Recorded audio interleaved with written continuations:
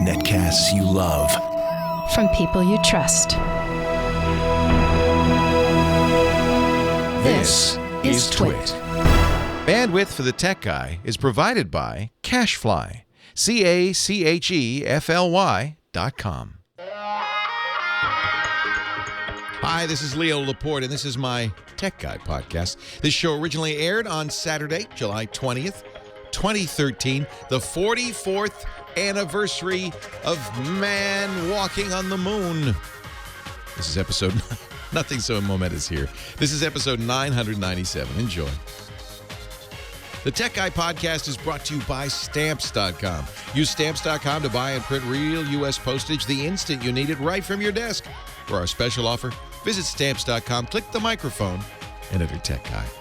And by Sharefile. Enhance your workflow. Send files of almost any size easily and securely with Sharefile from Citrix. Try Sharefile today for a 30-day free trial. Visit Sharefile.com, click the radio microphone, and enter Tech Guy.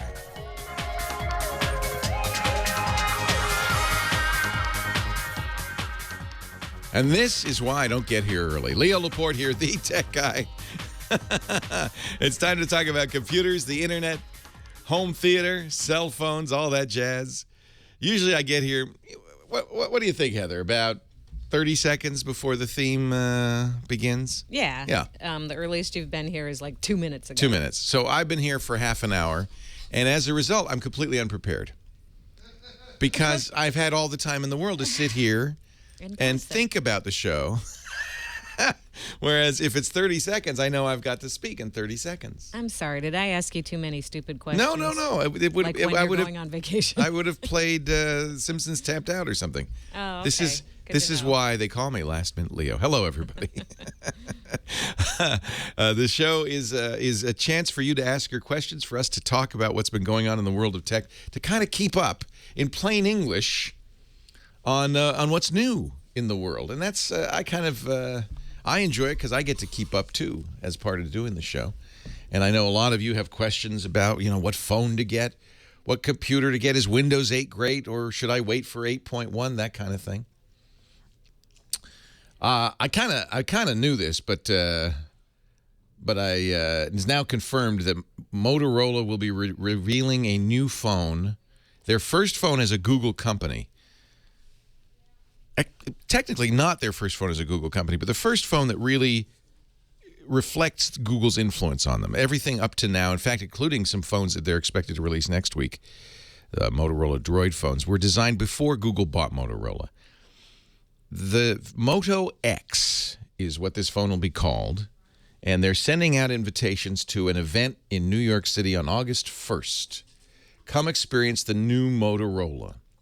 There have been a lot of leaks about the Moto X, including, and I think we know this for a fact, that it will be made in the United States. It'll be the first cell phone, I believe, the first cell phone you can buy, smartphone that you can buy, made in the U.S. of A. One of the advantages that they gain by that, I believe, is customization. Everybody's been talking about the fact that this will be a highly customizable phone. And, of course, if you're making the phone in China, it takes some time to get the thing over here. Actually, with modern overnight shipping and so forth, I guess it's not really time. It's more money, isn't it? But if you make it in Texas, Motorola has bought a big plant in Fort Worth, I think it is. And if you make it in Texas, then you can say, hey, we can customize this. We can modify it, and we can get it right to you. It also has some other advantages. For one thing, Apple is asking the International Trade Commission to stop all Motorola phones at the border. Motorola lost a patent lawsuit to Apple, and the ITC has not been enforcing the ban. And Apple's hopping mad. They said you had secret talks with Google, at which point you decided to let that phone in. Hey, the judge said, we won. You're supposed to ban Motorola phones from entering the United States. So while there's no resolution yet on this, it is completely possible that'll happen, and this is one way to hedge your bets. Well, what if we make it in the United States? So you got two advantages. You can customize it, you can get it to the customer quickly, and you can't be blocked by the International Trade Commission. Rumors are the Moto X will have some interesting googly features. One rumor says, in fact, we saw a video, which kind of, to me, confirms the rumor. It was a video professionally made, purported to be by the Canadian company Rogers, which I think if you look at it, it's sometimes these things are fake, but this is a pretty realistic-looking video, a sales and training video from Rogers that implies that the Moto X will always be listening. And that's interesting, isn't it? So that you can say, hey, Moto X, what's the weather out? Or what's my commute time? And it'll tie in, I gathered, looking at the video, to Google Now. So you'll be able to get those. Google knows a lot about you. This is another thing I'm surprised people aren't kind of more creeped out by. Google, looking at your Gmail, knows, for instance, that you've got travel plans. In fact, when you get the confirmation from the airline, Google makes a little card, pops up when you get to the airport, even shows you the QR code if you request that from the airline for your check-in. And it's on your phone before you ask for it. And now you could talk to the phone. But I wonder how people are going to react to the idea that something in your pocket is always listening to you. Ooh. Now, what we'll have to wait and see, but what I would bet is it may always be listening, but it's not always sending that data back to Google, that it's listening for a certain keyword, I would guess. Otherwise, it would be too much data being sent to back and forth. But it's always listening for a keyword. And when it hears that keyword, whatever it is, okay, okay Google, or okay Moto X, then it sits up, takes notice, records what you say, sends it back to the servers, that kind of thing. I would guess. But there's no reason it couldn't also be listening to, other keywords. Bomb or whatever. Anyway, we'll find out August 1st. So now we know that there's a new phone from Google/Motorola coming out in August, and we pretty much expect that Apple will announce a new phone in September or October. And it's been hard enough to decide between the Galaxy S4 and the HTC One. There's great choices out there. You'll never hear me knock choice. I know it can be confusing and hard to decide. Some people will just say, just tell me what to buy. And that's what I'm here for. You just call me and I'll tell you what to buy. Although, I think in the long run for people, choice is good. Now, here's one choice I don't recommend. You've seen T-Mobile has initiated their new Jump program. All four of the cell phone companies in the United States have suddenly realized that there are certain people, not all of us, but I'll include myself and maybe you too, who don't want to wait 2 years between phones. The phones are getting better, faster and faster, and 2 years it seems like too long to wait. So every 6 months with this Jump plan at T-Mobile, you can upgrade your phone without incurring any additional fee. As long as you continue to pay the monthly fee, you hand in the old phone, and you can choose a new phone. As soon as T-Mobile announced that, Verizon and AT&T said, yeah, we got yeah. AT&T said, our program's called Next. Apparently, you have to make the program be one word. T-Mobile Jump, AT&T Next, and Verizon Edge. Those are the 3 upgrade plans. And based on simple math, which apparently nobody at those companies can do, or maybe they can, but they don't think you can do. They don't think consumers can do. The total cost of these plans is just not worth it. Just not worth it. Because in many cases, you have to pay additional monthly fees. The Jump program, for instance, costs $10 extra a month. Now, that's insurance, too. So if you break the phone, you can get a new phone. The Jump plan, the initial cost of the device is $150. You pay $20 a month for the device, $10 a month for the Jump fee, and then whatever monthly fees for service. So if you got a new device every 6 months, it would cost you $1,013. AT&T Next, a new device every year, $768. Verizon Edge, New device every year, $649. New device every 6 months, $1,299. Basically, these are premium prices. You pay more for the privilege of getting a new phone every 6 months. What a surprise. In fact, in some cases, a lot more. You'd almost be better off just buying an unlocked phone and signing up for service. Almost. So just a word of warning. Don't jump at these plans. Hey, let's go to the phones. What do you say? 8888 Ask Leo. Leo Laporte, the tech guy.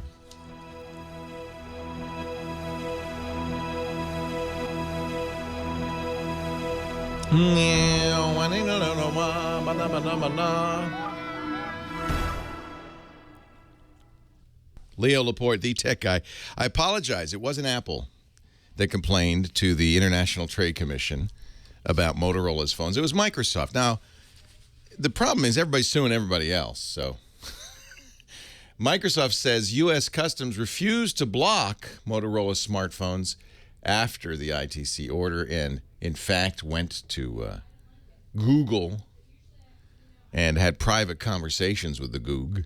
The International Trade Commission ruled last May that the devices, all Motorola smartphones, infringed a 1998 patent held by Microsoft. Who knew? Oh, yeah, that's right. I remember this. Involving syncing contact information and email addresses across PCs and mobile devices. Microsoft says, we own that. No phone can sync with a PC. Apparently, many other Android manufacturers do have a licensing agreement with Microsoft. So, yeah, I've yet to see a phone banned, right? I mean, I take it back. We have seen phones banned. I've yet to see it actually enforced. You know, Apple phones have been banned in some countries. Android phones have been banned in other countries. U.S. apparently banned Motorola phones. But wouldn't that be a big deal if all of a sudden you couldn't get a Droid because, sorry, not allowed in the U.S.? Oh, well. 8888 Ask Leo. Anyway, I want to thank you, chat room. I was stand corrected. It's Microsoft, not Apple, that had that ban. 8888 Ask Leo. Website is techguylabs.com. Heather Hammond, our call screener. Hello, Heather. Hello. Hello. Do you have a call for me? Yes, I do. Pat is on about just what you're talking about. Well, let's say hello, Pat in Billings, Montana. Hello, Pat. Oh, wait a minute, Pat. I got to do. No, it's my fault. I pressed the wrong button. Hi, Pat. Hi, Leo. How are you? I'm well. How are you? I'm doing good. Say, you know, these big Verizon, AT&T, and all this and that, we've been with Verizon for 100 years. We had a bag phone with them. No, really? The over-the-shoulder one? Well, yeah. Well, really? Wow. Yeah, it's been a long time. That's impressive. You were early adopters. Well, it kind of came with the vehicle we bought. Wow. What kind of vehicle comes with a bag phone? Well, at the time, it was a 92 Suburban. Wow. That's because it's such a big car, you had to be able to call the people in the back seat with the phone. Yeah, really? Yeah. Hey, are you all right back there? So, oh, yeah, we thought we were really cool back then. Oh, yeah, that's living large. Yeah, it was. But now, we're trying to get away from all that. We're tired of contracts. Yeah. We have 4 phones, and it's getting so darn expensive. You know, I know. It's like $200 a month, and only one of them is a smartphone. Wow. You're overpaying. So, anyway, I have actually switched to Straight Talk. You know, we're going like one phone at a time to try it. Yeah, that's sold at Walgreens. It's the same. It's really from the same companies that, you know, Sprint and T-Mobile and AT&T that you've been used to. I don't know if Verizon does a Straight Talk phone. Well, this Straight Talk phone that I have claims they function on Verizon towers, and I'm in Montana now, and I travel all over the country, and it's been pretty good. Yeah. Really, these are, and there are a lot of these. Virgin Mobile, one of our advertisers is Ting. These are MVNO, mobile virtual network operators. They take existing, because look, it's a lot of money to put in cell towers. You'd be kind of nuts to start a cell phone company today and say, yeah, we're going to get rights of way all over the country, put in cell towers. That ship has sailed. So what they do is they take existing infrastructure and they resell it. And that Straight Talk does that. And, so if you're getting a Straight Talk phone on the Verizon network, it will work exactly as your Verizon phone did. Now, Straight Talk does some funny things. I think maybe a little bit misrepresenting it because it starts off very low cost, but there's lots of fine print. But if you use more than a certain amount, it suddenly goes up. Right. Yeah. Well, we found out it's not totally unlimited, but it's more than what I. Yeah. Well, that's the point. That's exactly the point. If it works for you, then it's a good deal. Yeah. Now, this phone I got is an LG. Well, that's the other thing, that they don't necessarily have the latest, greatest phones. Well, that's what I was wondering. Is this phone somewhat less of an LG, even though it has a name on it? Or Well, LG makes all kinds. What's the model? Optimus, I think. Yeah, no, those are good. The LG Optimus phones are actually quite good phones. It might be an older Optimus rather than a newer Optimus and so forth. But, if it's fine, if it does everything, you don't feel like you have to keep up with the Joneses just because you had a cell phone back in the early days. You don't have to be the latest, greatest. So I'm looking. They have Galaxy S3 here in my area. They have iPhone 4s, not iPhone 5s. Galaxy S3, not S4. Oh, they do have iPhone 5s if you're willing to pay for it. They have also some very low cost, like the Huawei phones, which are made in China, the BlackBerry Curve. Optimus Showtime, which might be the one you have, or Quest. Which Optimus do you have? I think it's Showtime. Yeah. So here's the difference. It's a 4.3-inch screen, a little smaller screen than some of the more state-of-the-art phones. The biggest difference I see is that it's Android 4.0. Current version of Android is 4.2.2. So it's a little bit older. It's a 5-megapixel camera. But again, it's all what you need, right? Right. So it's not I'll tell you right now, it's not the latest, greatest smartphone. It's the latest, greatest smartphone from a year ago or a year and a half ago. Yeah. Well, you talk about these new phones, and it's like, oh, my gosh, I don't think I need a phone that talks to me. Right. Or listens all the time in my pocket. Yeah. Oh, that's kind of creepy. Right. Yeah, I'm really interested to see if this is true. These are just rumors because we don't know the details yet. But I'm very interested to see if this is the case and how people will react to it.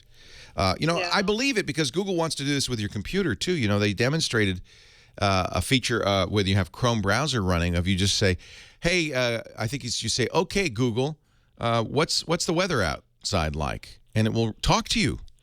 So on the one hand, it's kind of cool because it's like HAL 9000 in 2001: A Space Odyssey. It's a computer that hears you and understands and responds.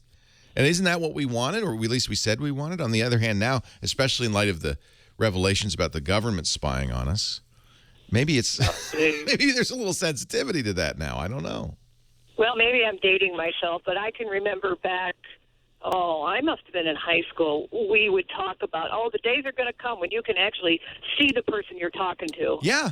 No. And we're like, no, that'll never happen. And oh, my gosh, here it is, You want to date yourself. I remember going to the 1964 World's Fair in New York City, and AT&T showed a picture phone and said, yes, soon everybody will be doing that. And I thought, ha ha.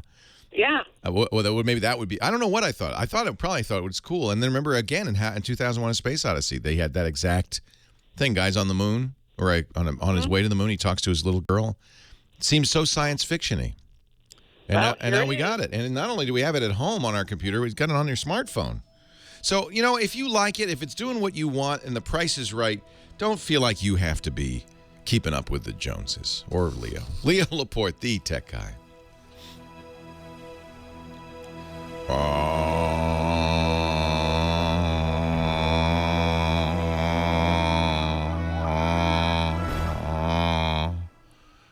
That was Stanley Kubrick's daughter in that. That's interesting, in the picture phone call.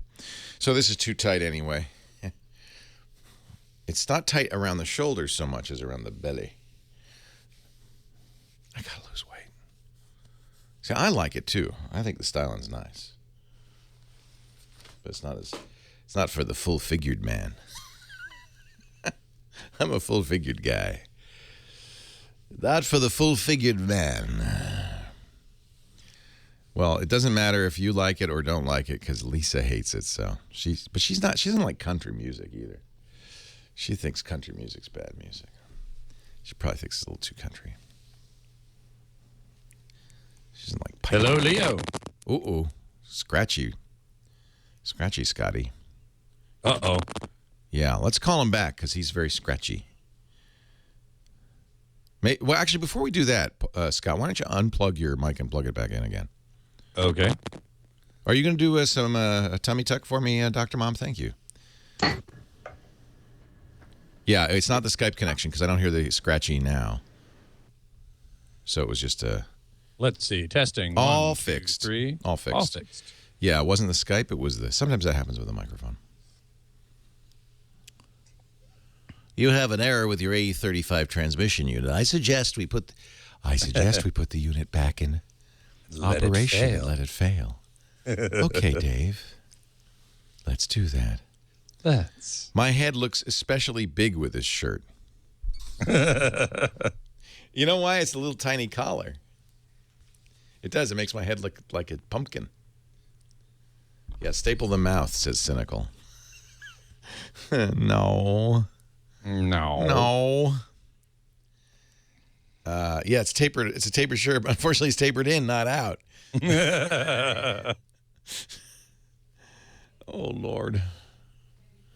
Oh, Lord, oh, Lord, oh, Lord. I'm taking it off.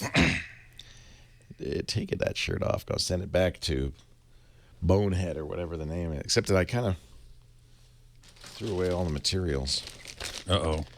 Easy does it. This bag is resealable, but only if you tear along the perforation. I guess I bought it. I bought the Bombfell. I'm going to cancel my Bombfell account. I thought that they would ask me before they would send me anything. I thought that was the deal. See, these are manly shirts from LL On a Bean. schedule. On a schedule, yeah. This is LL Bean, 1834, but their 1834 has got a skosh more room. Swan, I don't know enough about, well, I do, but I can't tell you enough about the Moto X to give you that decision point. I'll put it this way. I would wait and see what they announce August 1st before I make any purchase. Leo Laporte, the tech guy. That's Scott Wilkinson, the home theater guy. Feeling better, Scott? Your voice sounds much better. Much better this week, thank you, yes. Good. I'm still coughing a little bit. This is a thing that hangs on for months, I know. I'm told. I had it before, yep. Yeah. So Scott is our home theater guru. He is the editorial director at the AVS Forum, avsforum.com, and does our Home Theater Geeks podcast every Monday on the Twit network, twit.tv/HTG for Home Theater Geeks. And each week he joins us on the show to talk a little bit about home theater, because nowadays home theater is high tech. Seriously high tech. Well, I knew that. I realized that when I got my Pioneer 5060 some time ago. My HD TV, well, it's about 5 years old now. And it had more than that. And it had in the back of it the Linux GPL, the license for the Linux operating system. And I said, wait a minute, you're telling me this TV's running the Linux operating system? Yes, it is. Yes, it is. Yes, it is. In fact, a lot of home theater electronics run the Linux operating system because, of course, it's free. Yeah. And it works well on low-powered chips. It works on a variety of chips. You don't have to have an Intel Core Duo in there or whatever. Right. So what should we talk about today, Scotty? Well, you know what? I get a bunch of questions, and this week I got a question from the Twit offices themselves. One of your gals, actually, Frederique. How do we get rid of that Leo guy? Oh, no. No. Okay. She wrote me and said, we got a new 60-inch TV, and the sound isn't very good, and we want better sound, but we want it to be unobtrusive. We don't want to, have a bunch of speakers all over the place. I think that's a universal question. It is. So many people ask me this question. And fortunately, I have a really great answer. At least starting at the end of next month, there will be a new sound bar coming from Pioneer. Now, you've heard me talk about Pioneer speakers designed by this fellow by the name of Andrew Jones. Right. Who is a remarkable speaker designer, and he has made a set of speakers for Pioneer that are so beyond what they cost. They perform so much better than what than their weight class and their price class, that it's not even funny. And the end of August, they're going to be coming out with a sound bar. They haven't made a sound bar in 13 years. That's right. 15 years. Been a long time. Yeah. Yep. And here comes the first sound bar from Pioneer in 15 years. Again, now designed by Andrew Jones. Oh. Now, sound bars are nice because they're small. They fit right into the TV. They look like the TV's own built-in speakers. But I always wonder how much of a surround sound experience am I going to get with the little speakers right under the TV? I mean... Well, you're not. You're not going to get much of a surround experience. Okay. Now, there are sound bars that purport to give you a surround experience by simulating it, either by bouncing sound waves off your sidewalls or doing all kinds of weird DSP, digital signal processing, with phase and stuff like that. And some of them work better than others at this. Yamaha, in particular, is pretty good at it. They've been doing it longer than anybody else, and even their early attempts were pretty good. So is this doing that? No, this is not. It's Andrew Jones is concerned with quality. Yeah. At a good value. And is so there a subwoofer with this? Because that's the other issue. Yes, there is a subwoofer. Because these are smaller speakers that aren't going to be able to give you that big, deep bass. Correct. But if you have a subwoofer plus a soundbar, I think then you might have some pretty decent stereo sound. Correct. You have really, and in this case, you have really good stereo sound. I actually heard this thing a couple of times, and it's amazing. How much is this going to be? $400. What? Including the sub? No. Including the subwoofer. Oh, wow. That sounds really like something to look at. Yep. Now, it's a small subwoofer, which actually is good. It's only an 8-inch driver in this subwoofer, and you'd think, oh, well, that's going to be wimpy bass. But I actually heard it again, and it's quite remarkable.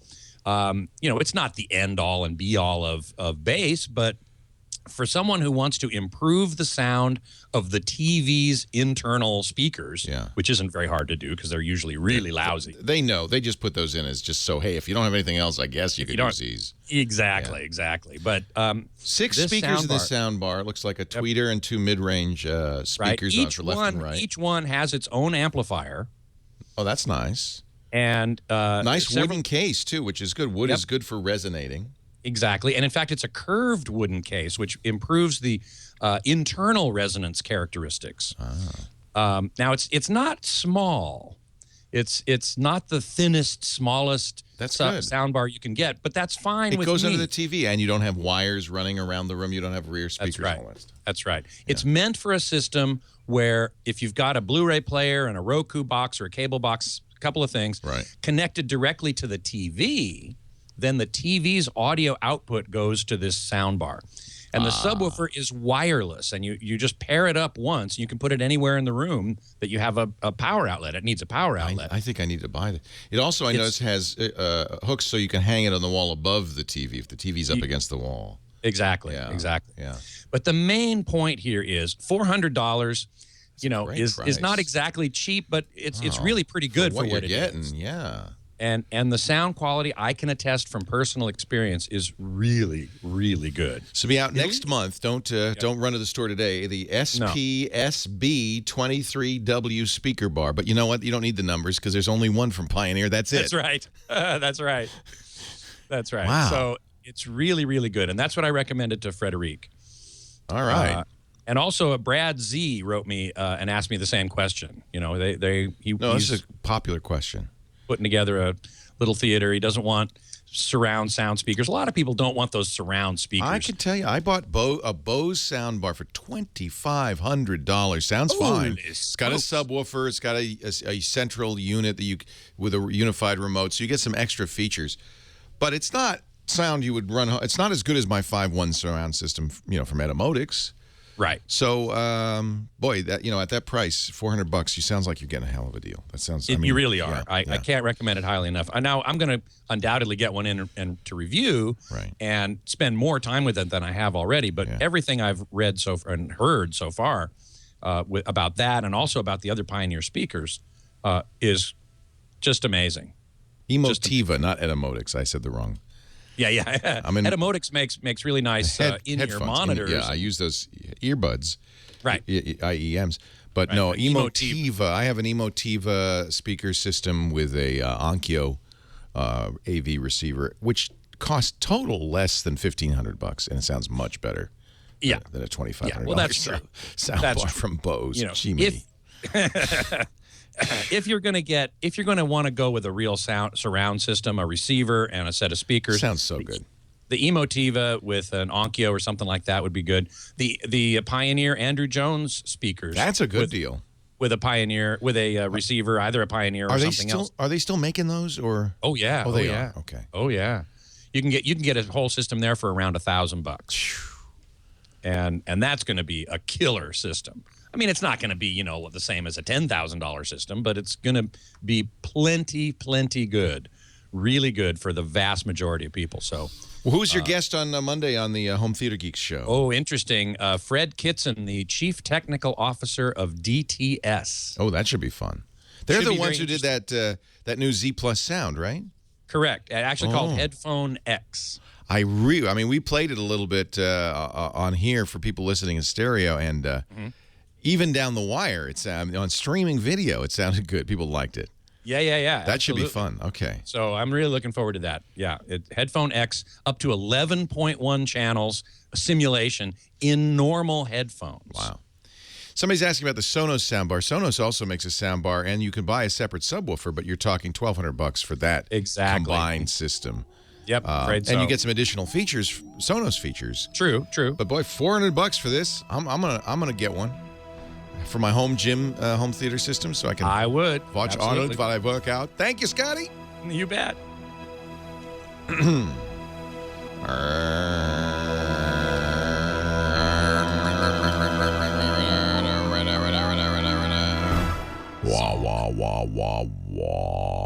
Police called and broke the bad news. So, Charles is personal. You can stick around this time, huh? Yeah, I'll stick around this time. All right. Absolutely. All right. We'll leave you on here.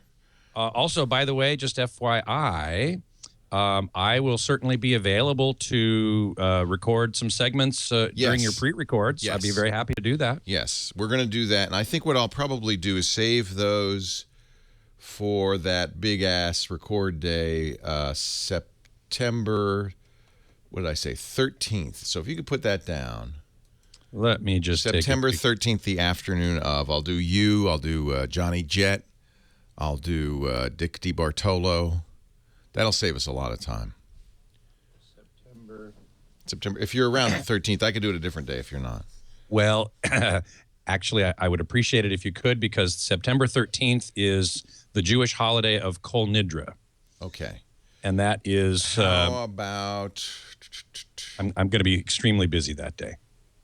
Okay, well, I'll get you another date. We could either any other day. Yeah, no, that's fine. I don't mind. We could do it the 14th. We could do it the 16th. We could do it earlier too. I like to do it as close to the shows as possible, so that it stays topical. Of course. Any other day but the 13th. Probably I'll be doing some recording on the 14th. Why don't we plan on the 14th? Since you're on the show the 14th anyway. Sure. After the radio show at 2 o'clock, we'll do it. Sure, absolutely. Okay. Go ahead, take it away. Oh, thank you. Thank you very much.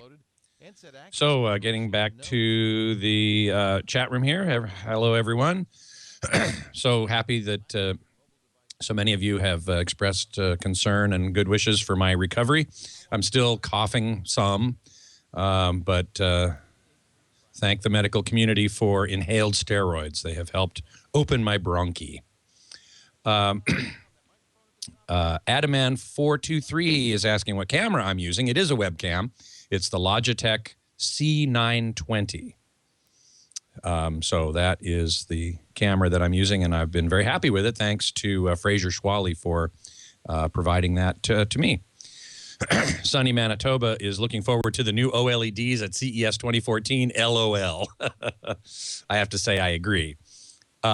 We did post a little thing on avsforum.com about one of our members was in London, and he actually saw OLEDs on the showroom floor at Harrods department store. And he gave us a little report on that. So go to avsforum.com to check out his report about that. But yes, it's not here yet. It's not in the U.S. yet. Dr. Mom is saying it's not Kol Nidre, it's Yom Kippur. Kol Nidre is the opening service. That's true. Yeah, Kol Nidre is actually that evening, but I'm the musical director for a very large program that evening, and so I will be spending the day getting ready for that. So yes, my talking about it was a little misleading, but I'm still generally quite busy that day. Midnight Rider, will the DTS headphone system be an add-on that can be added to existing systems? I don't think so. I think it's going to be something that it certainly is going to be included in certain products. Turtle Beach is the first company to announce a product. Some of their gaming headphones are going to have DTS Headphone X built into them. I'm sure we're going to see AV receivers, set-top boxes, other stuff like that with Headphone X built in. But I don't think it's going to be something that can be added into existing systems. Jim 4, are those Andrew Jones speakers wireless? No, not in and of themselves. You can buy a separate wireless system to use with them. Aperion Audio makes a wireless system. Atlantic Technology makes a wireless system. There are several that do. I'm looking forward to very good things from a consortium called WISA, WISA, the Wireless Speaker and Audio Association. There should be half a dozen products with the WISA standard for wireless audio coming out by the end of the year. Swamp Rat, if all I want to do is increase the volume on a TV, do you think a $60 off-name soundbar from a local discount store would be good enough? Probably not for me. I can't say for you. I would suspect that such a soundbar, if you turned it up and wanted it to be loud, would be distorted. Maybe that's okay with you. I can't say, but probably wouldn't be for me. I do know that the Pioneer soundbar, which is $400, I admit that's a lot more than $60, but it can play really loud and it sound really good at surprisingly loud volumes. That's my sound system. I get it on and I bang a gong. Leo Laporte, the tech guy. Is that T-Rex? Wow. Yes. Get it on. Bang a gong. But the music was different in those days. I don't know if good or bad, but different. Leo Laporte, the tech guy, 8888 Ask Leo. That's the phone number, 888-827-5536. Toll free from anywhere in the U.S. Outside the U.S., use Skype to give us a jingle. Bob in Manhattan Beach, California. Leo Laporte, the tech guy. Hi, Bob. Yes, Leo. How are you? I'm great. Welcome. What can I do for you? Okay, question. After those steroids, is your batting average gotten better? He's taking the steroids, not me. No, they say it doesn't help your batting average at all, but your nose grows. So You broke up somewhere. Wrong place. Okay, my question. PC Mover by Laplink. Are you familiar with it? Golly, I haven't heard about that in ages. Laplink's still in business, huh? Wow. Yeah, I've got an XP, and I want to put it on a new computer. And the reason I'm surprised to hear about it, and yes, they are still selling this, is that Windows comes with the transfer and migration wizard that does all of this for you. Laplink, we're taking us back a few years. They used to sell a special parallel cable that would allow you to take two versions of Windows, move one to the other. Now, I just went to their website, laplink.com, and it says data connection error. So I wonder if they're still around, or maybe we just sent too many people to their website. I don't know. Well, I got a $40 or whatever it was here that I may be taking back then, huh? I don't think I don't need it. I don't think you need it. You needed it in the old days. You needed it, but I think nowadays, Windows has a migration assistant, but I don't even recommend using that, frankly. In general, I think it's best you get a new computer, update the computer, put your apps on it. Moving the apps is a bad idea anyway, especially if you're moving from XP to Windows. What are you moving to? Windows 7, Windows 8? Yeah, it'd be 8, and I've got what have I got now? It's prior to 7. What was it? XP, you said. XP, I had that. Yeah. So Windows 8 has all this, migration software you need. It's very easy. The Windows Easy Transfer Wizard. I would not move the settings, frankly. Your data, you can use it to move. It does simplify things. Well, will that move my programs? Like I've got some programs that they still work, but they don't make it anymore. Ah, that's an interesting problem. Well, and they may not run on Windows 8. And if the company's out of business, then they may not have updated it to run with Windows 8. And so you may have other issues. Yeah. So the easy... And if I've got the bad critters on my old one, if I transfer that over, it'll infect the new computer too, right? Probably not, but let's not take a chance. If you think that is the case, then we really don't want to do LapLink. Why take that chance? What's the best way of cleaning up and knowing the computer's clear? Reinstalling Windows. I think it's your due. So let's get a new computer. And let's not connect the old computer to the new computer. But what you're going to want to do is make a backup of your data on the old XP computer anyway. You want a backup, right? So I would send back a LapLink for a few bucks more. You can get an external hard drive or probably even one of these USB 64 or 32 gig USB keys, probably enough. I bet you had a 2 gig hard drive in that XP, so you don't need a lot of storage. So get a little thumb drive, copy just your data over. The My Documents folder, the My Music, My Photos, whatever, your personal data to that USB key. Now it's a backup. You can copy it from that USB key, and this you can do safely, by the way, to the new computer. Now you've got all your data.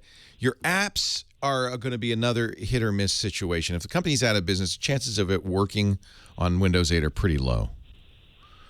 Okay. Yeah. There's a couple of apps I had. I had a shredder before, and I bought a program to do that on the new one too. It's Drive Genius. Yeah, if you want to, that's a simple thing. Permanent deletion of files. Just get a new updated one that works with Windows 8. Okay, because this Genius 3 that will shred along with a whole bunch of other things I don't know or care about. There's plenty of free things. I wouldn't worry about that. I wouldn't spend money on a file shredder. You're just looking for free secure delete programs. There's lots of those. Okay, I'm old and technically stupid. Yeah, and you want to take the easy path, and I understand that, and so that's fine.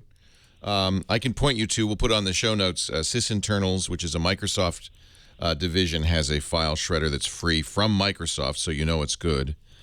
That's a secure delete. It's called S. If you Google S delete for secure delete, S delete, and that way that's nice because it's Windows 8 compliant. It will make sure that it not only permanently deletes the file, but goes and looks in places like virtual memory.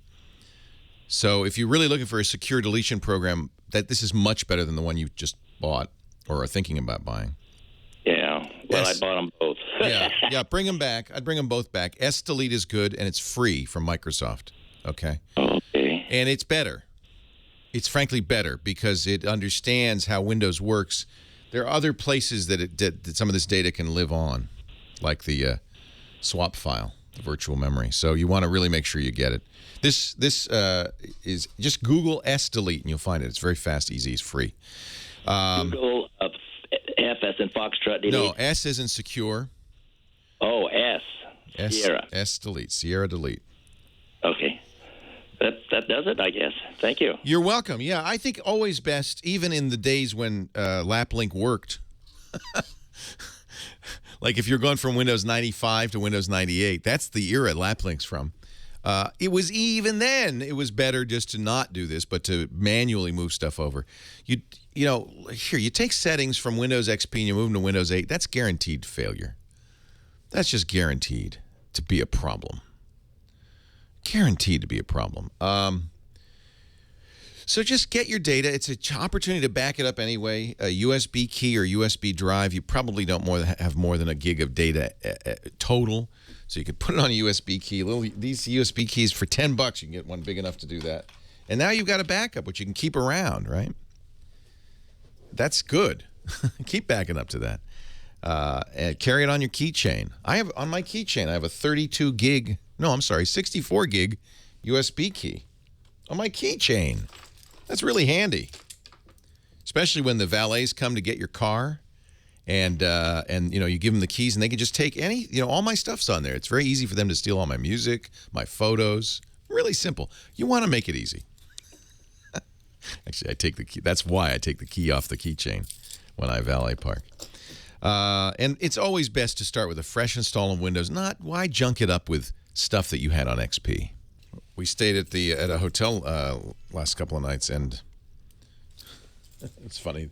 You can't park your own car at the hotel. So the kid this morning said, "You have the Mustang with a stick shift?" I said, "Yeah." He said, "I haven't seen this. I have 2 years of this. This is the first stick shift I've seen." I said, "Really? People don't drive sticks anymore, I guess." I said, "Did you enjoy it?" He said, "Oh yeah, I drove it to San Francisco and back. It was great." No, he didn't. But I do. I just take this off. Actually, some cars have valet keys, which is even better because they can't get in the trunk, right? But don't keep your USB key. I heard from a guy who worked in an auto repair shop once. He said, "Oh yeah, the first thing we do, we look for USB keys or some sort of storage device on the keychain or in the glove compartment, and we just take all their music."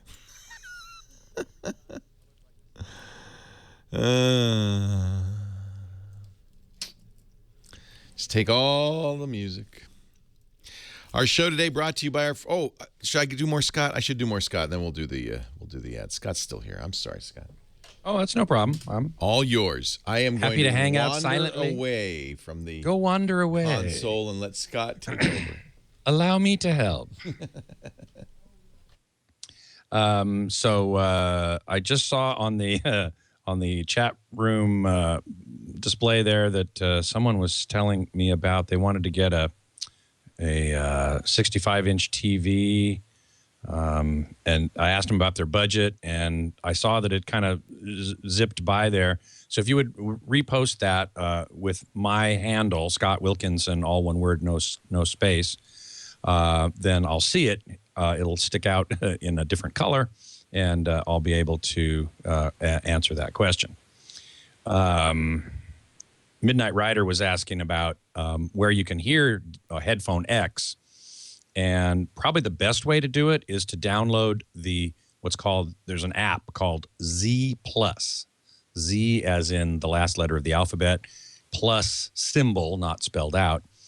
That's available for iOS or Android, and you can download it for free, and it has a couple of demo tracks, including this great demonstration of somebody saying right front, left front, center, and identifying all the different speakers. And you can hear, it sounds like they're coming from speakers outside your head. It's quite remarkable.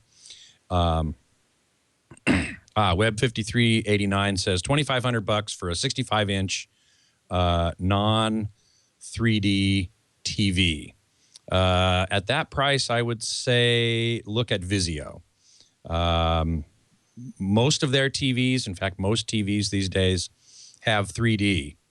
And whether or not you use it is entirely up to you. But the brand that I look to for, the best bang for the buck, if you will, is Vizio. So that's where I would look for that. Web 6748, is there a standard for 4K or UHD yet? Yes and no. Certainly there is a standard for the resolution, which is 3840 by 2160. And there is a standard compression, which looks like it's probably going to be used, called H.265, otherwise known as High Efficiency Video Codec, or HEVC. That was finalized in January. However, there is yet no standard for high-speed HDMI, what we're calling HDMI 2.0.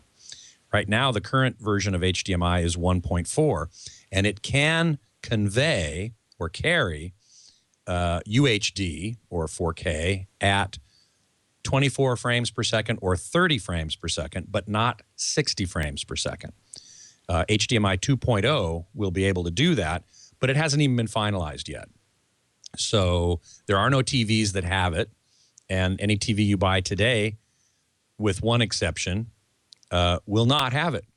And the one exception is Samsung. Samsung's UHD TVs have what's called, have a module called One Connect. It's sometimes also called the Evolution Kit.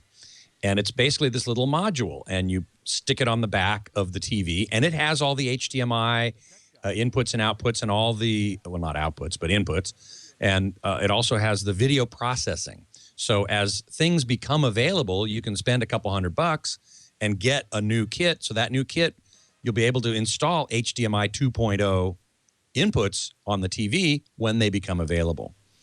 The other thing that is not at all clear yet is an optical disc format for UHD.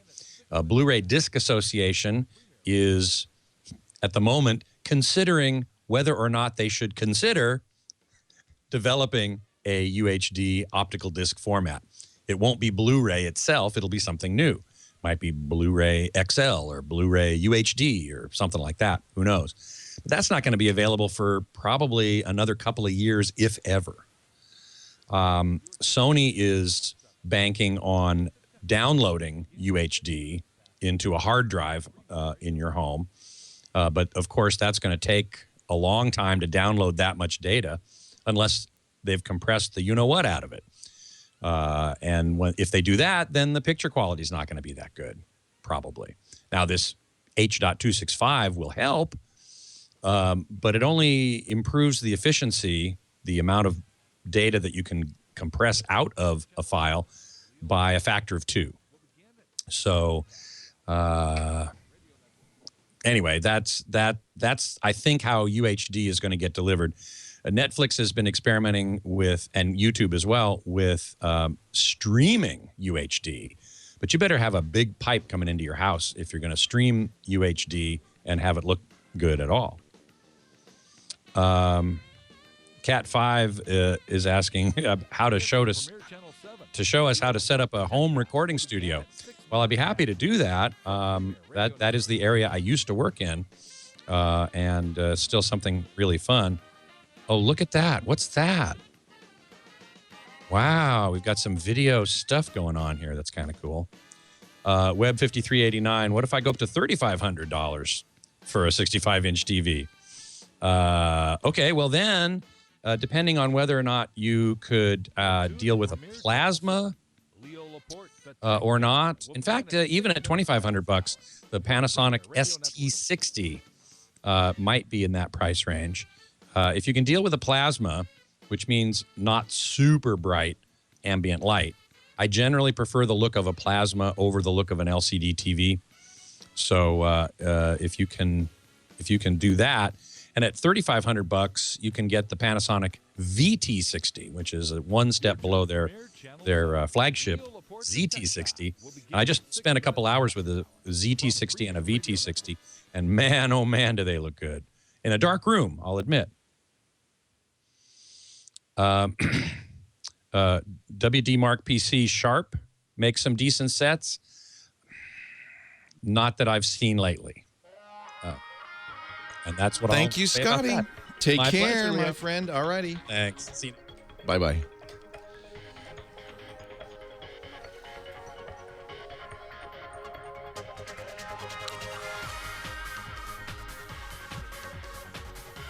They're doing a little bit of, I don't know what, in the basement.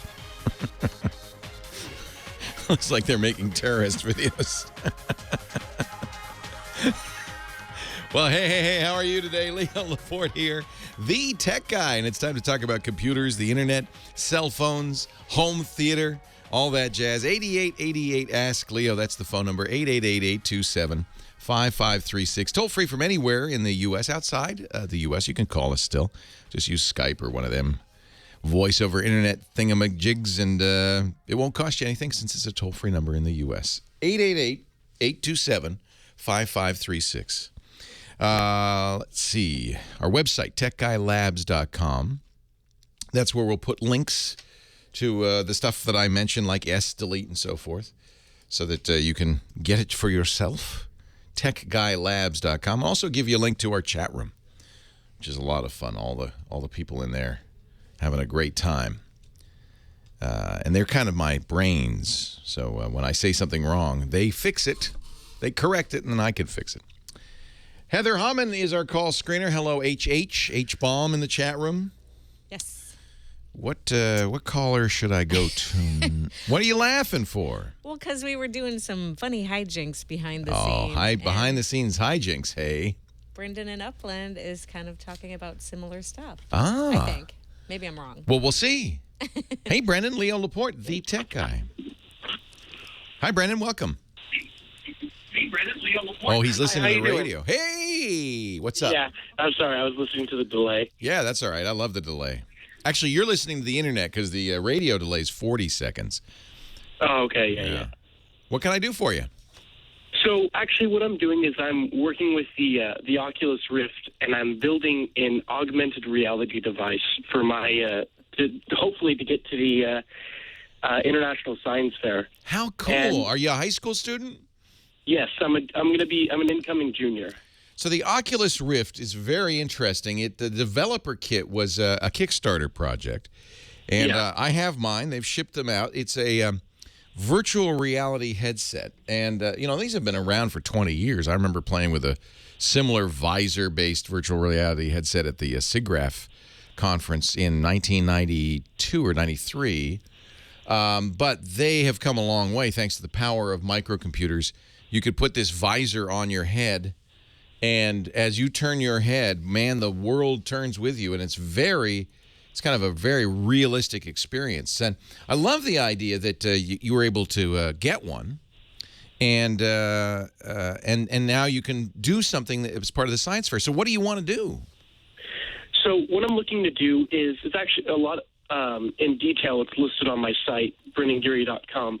But in just kind of the nutshell version, it's basically, imagine kind of an instructional video type thing. So you mount two cameras, one for each eye on the front face of the Oculus. Yeah. And if you're able to superimpose something to where, okay, highlight these four screws, take off this cover. So say you type in, I have this error, and it'd be able to walk you through on disassembling a piece of hardware and being able to go and troubleshoot it a little bit with actual physical, visual representations of what you're supposed to do. So it could turn, I always thought, my first thought was in a military application. So, if your mechanic gets shot and dies, you're stuck and your tank or whatever breaks down, you could turn any one soldier or anything into a mechanic. You don't really need to be trained in this. You could just put on a pair of goggles and be able to do whatever you need to do and fix whatever you need to. What a great idea. So one eye is seeing the real world, the other eye is seeing the manual or the training. And if you don't have to lose your mechanic for this. You could be learning how to fix a car that you've never fixed before. There are all sorts of useful things for this. That's great. What a great idea. Being able to have two images, that's really the beauty of the Oculus is it has just such a large screen compared to all of the other virtual reality devices. And being able to do that, you'd be able to see a 3D image. So you could see a wrench or whatever on whatever nut or bolt you need to remove or reconnect. And basically what my question is I'm kind of over my head on this project. Well, you're over my head too. I'm not sure I can help you. Go ahead. What is it that you need? I'm just looking. I've kind of started to look into it, and you're looking for things like object detection or things of that nature, to where you'd be able to point a camera and just image processing, being able to point a camera.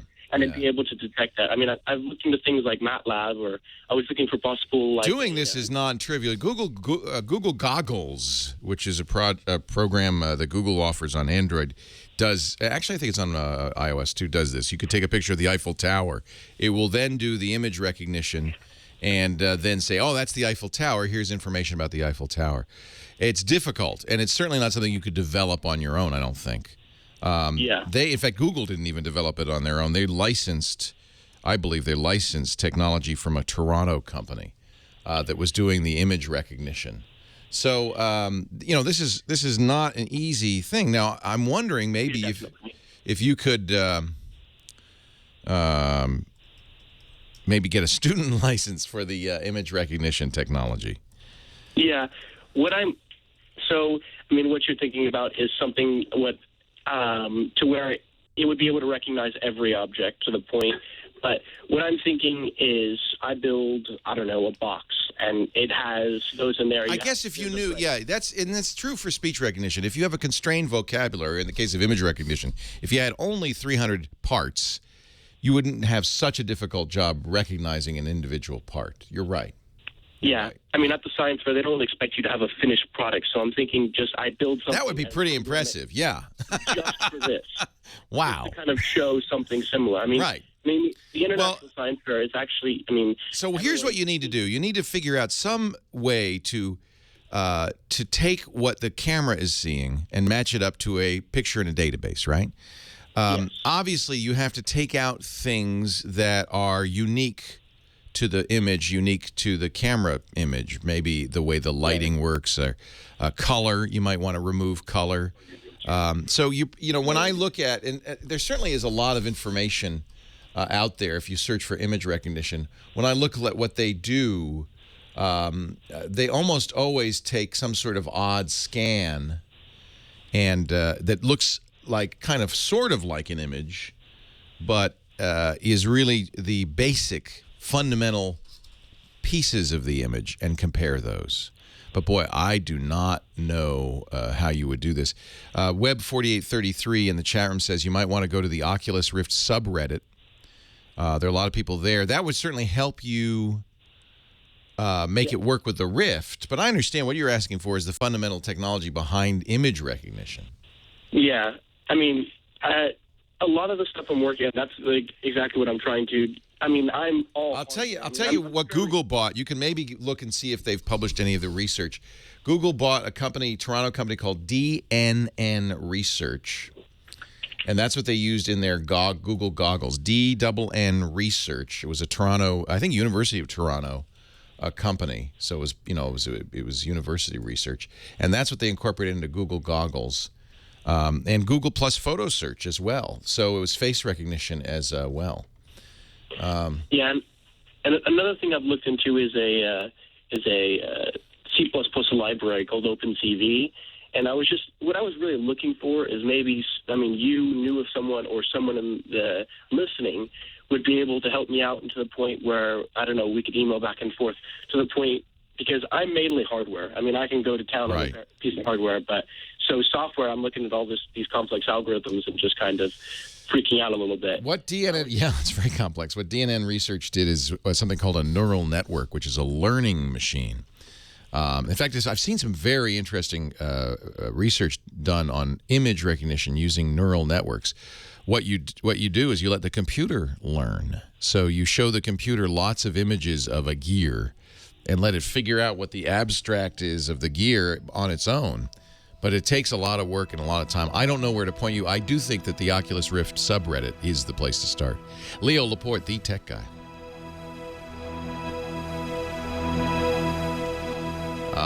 Large-scale visual recognition challenge. So this is an event, a competition to estimate the content of photographs for the purpose of retrieval and automatic annotation using a subset of large hand-labeled ImageNet. They have 10 million labeled images, so they probably ran that through the neural net to train it. And this is a competition. The Neurological Institute in San Diego, they do a lot of image recognition. Oh, neat. They have a bunch of robots that they... This is, I would highly recommend you continue along this path, Brennan, only because this is obviously a hot topic right now. Neurological Institute of San Diego. It's either America or San Diego. Let's just search here. Boy, there are a lot of them. UC San Diego. That looks like it's neurological disorders, though. This is more recognition research, huh? We'll find it. Yeah, it's a big institute next to UCSD. So, yeah, I think this is really interesting, but non-trivial. Non-trivial. Yeah, see what you can find. In with a robotic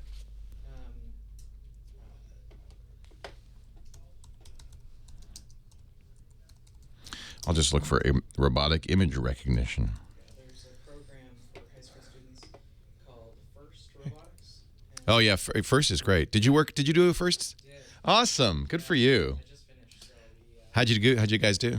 we did well. We went to Worlds. Wow. I went to Worlds 4 times. Wow. So, In San Diego, is it a high school? Or is it a yeah, team? So I started several teams, and so That's awesome. yeah, it was- Congratulations. I did, First is very cool. yeah, I did the smaller ones, which is FT. Yeah, right. Which is 18 by 18 inches. Right. But in FRC, they had image recognition for. Yeah, because these have to be autonomous. Yeah, yeah. So it's, it's obviously not the scope of this show to help somebody figure out how to do neural networks and image recognition. I think he was just looking for Yeah, I think a great place to start, seriously, a great place to start is that Reddit subreddit because, unfortunately, I am limited on what I can say about the Moto X. But lockdown. But that commercial definitely, hello. hello, Moto. I wonder who's dead. A number of the things I've seen are wrong. This has some things wrong in it. I guess it would be not unfair for me to say, or out of line for me to say, I would absolutely wait and see what they announce August 1st. And as soon as August 1st comes around and they do make that announcement, then I will speak freely about what I have seen. But I have to say that a number of the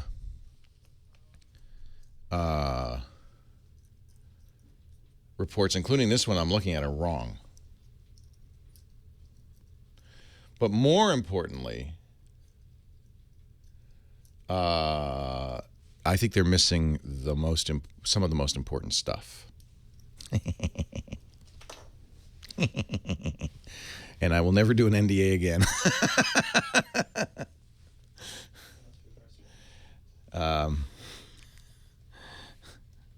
But I think it's fair of me to say, if you're in the market for a phone, wait 12 days.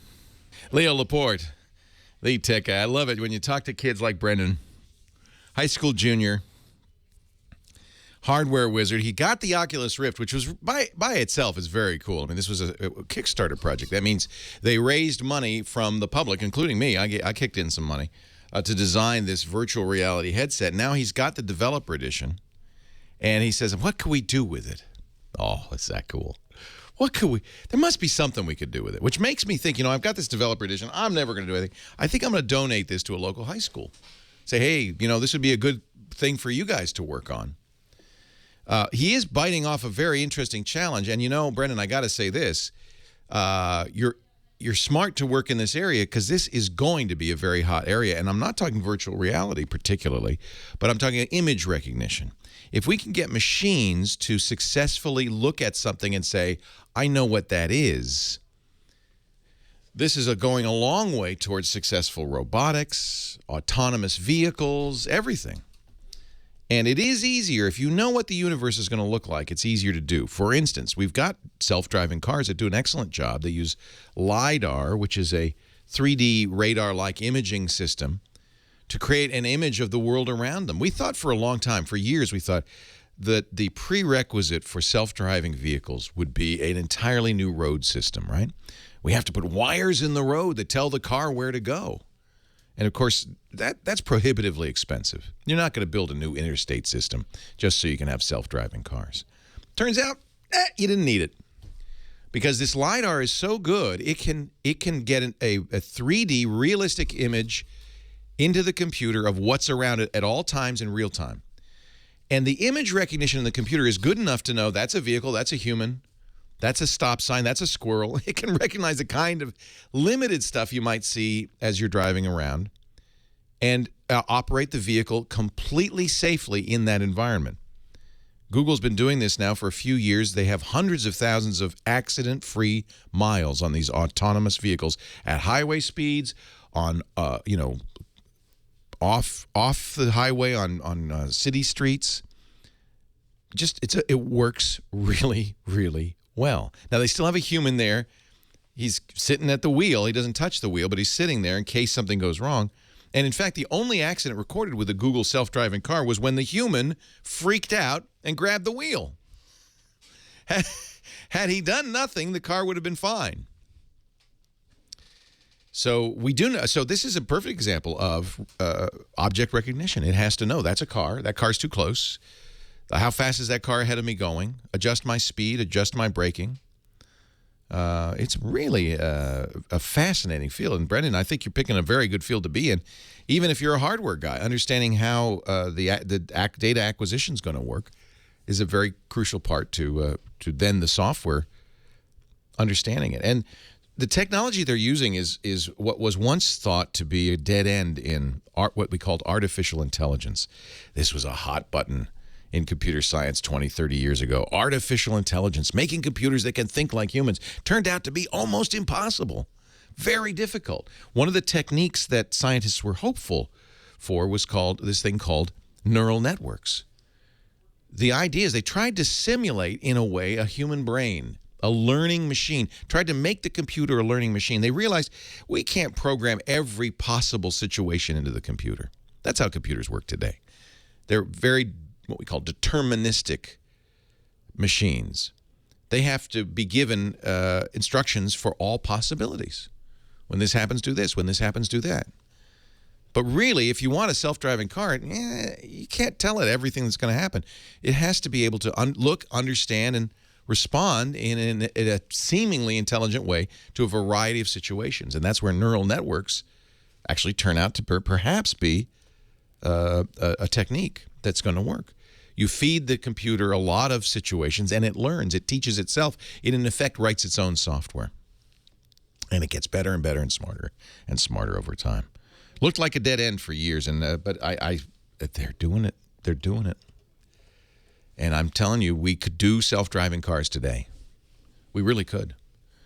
Except that it scares the willies out of us. Would you get in a car and just say, okay, take me to the market? No. You'd be terrified. I'd be terrified. We're going to have to work our way up.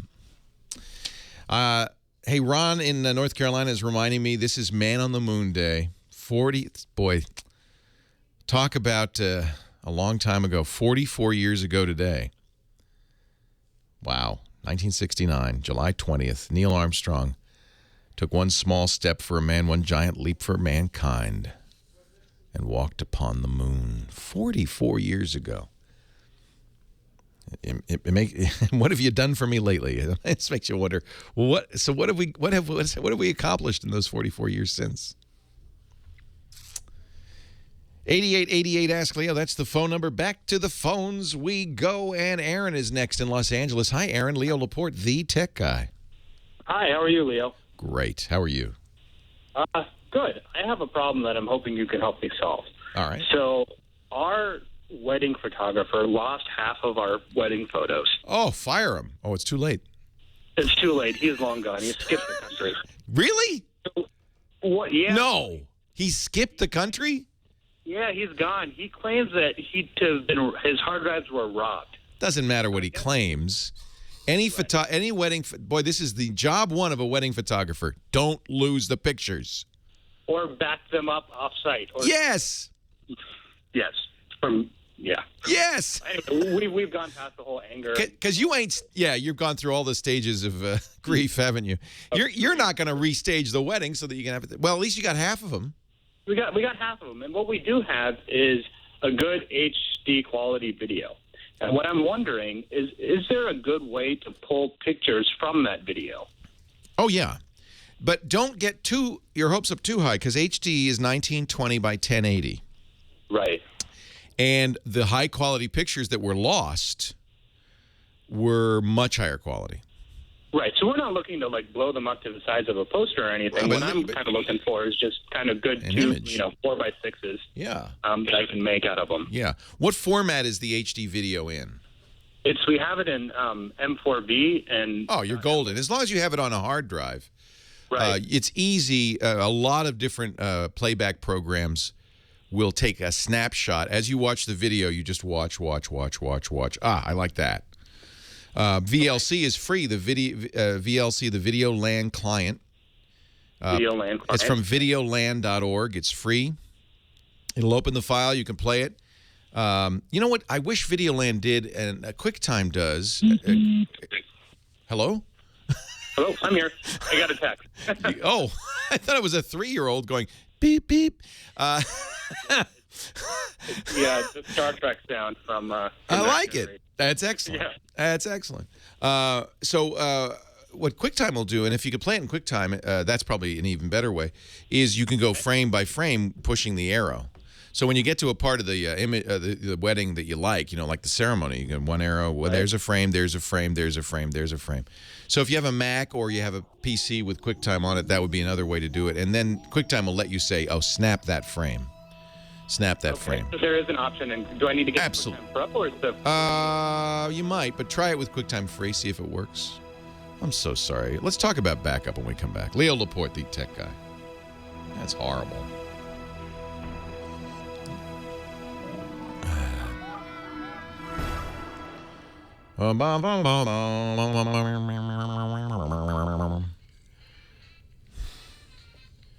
Yeah, you wonder, did he skip the country because of that? I've lost their wedding. I am not going to face a bridezilla. Hey, our show... Horrible, isn't it? Our show today brought to you by Stamps.com. There's no reason in the world you, my friend, you should be going to the post office. If you're running a business, who has time? When you mail stuff, and this is so cool. This was mailed by Stamps.com. When you mail stuff, you should just, if you're doing any shipping at all, have a printer, a computer, buy and print postage as you need it. That's what Stamps.com does. It can put your logo on the stamp. The stamp is a QR code. And by the way, the post office loves this. For one thing, if you're mailing as an individual a package 13 ounces or higher, which this is, you got to take it to the post office so they can look you in the eye and see what that thing is. With Stamps.com, because of the QR code, they go, oh, we know who you are. We've got all the information. The postal carrier will pick it up. You can even schedule pickups at your convenience. So you never have to get up from the desk to buy the postage. You never have to get up from the desk to print the postage. You can mail any class of mail. In fact, Stamps.com is smart enough to even recommend what class of mail is appropriate, given the weight, the size, the contents. It'll fill out forms if you have express mail, priority mail, international mail. It fills out all the forms, prints them out. They're ready to go. The mail carrier comes. There's the package. There's the forms. You're done. Outbound mail, the shipping address, that's nice too because it comes from your address book or your QuickTime. If you sell on eBay or Etsy or PayPal or any of that, take it right from the website. Of course, your address, the return address, is all there. You can have your company logo if you want on it. The post office, you can see, loves this because they know how it's legible. They can automate it. That's why they love Stamps.com. In fact, that's why they give Stamps.com discounts you can't even get at the post office. Stamps.com. And by the way, if you're using a postage meter, you will save so much. It's 100 times less expensive than postage meter ink. It's Stamps.com. I'm not going to say what I'm thinking because I don't want to slime anybody, but anybody else, don't do it. Just do Stamps.com, okay? Stamps.com. I don't know how these companies, how do companies still sell postage meters with something like Stamps.com out there? Try it right now. We got a no-risk trial offer when you visit Stamps.com. Before you do anything, you see the $80, don't take the $80 value. Before you do anything else, click the microphone at the top of the page, type in Tech Guy, one word, TECHGUI, and then you'll get a $110 bonus offer, including the USB scale, which they've taken from me again. We actually had to get more Stamps accounts because we kept fighting over the Stamps account. Get the scale for free. You only pay shipping and handling, but the scale's yours to keep forever in 30 days of Stamps.com, plus $55 in postage coupons you can use over the first few months. Save you some real money. Stamps.com. You're going to love it. Yes, my sponsors get a great deal, and we love our sponsors. If it weren't for companies like Stamps.com, we couldn't do what we do. We couldn't have built this studio. We are celebrating the 2nd anniversary of our beautiful new studio on Wednesday. In fact, Heather, I hope if you want to come, you'll come up on Wednesday. We're having a big party. Some of our hosts are coming up. Oh, I have to then. It's okay. You don't have to get out of that other job. No, you've got a job. You have to keep your job. I know. Keep your day Is this job. stealing the thunder of the other big party, though? You know, I want to talk to you about that, but right now it's not a good time. No, I had an idea of what to do for our 1000th. Oh. Thank you, sir.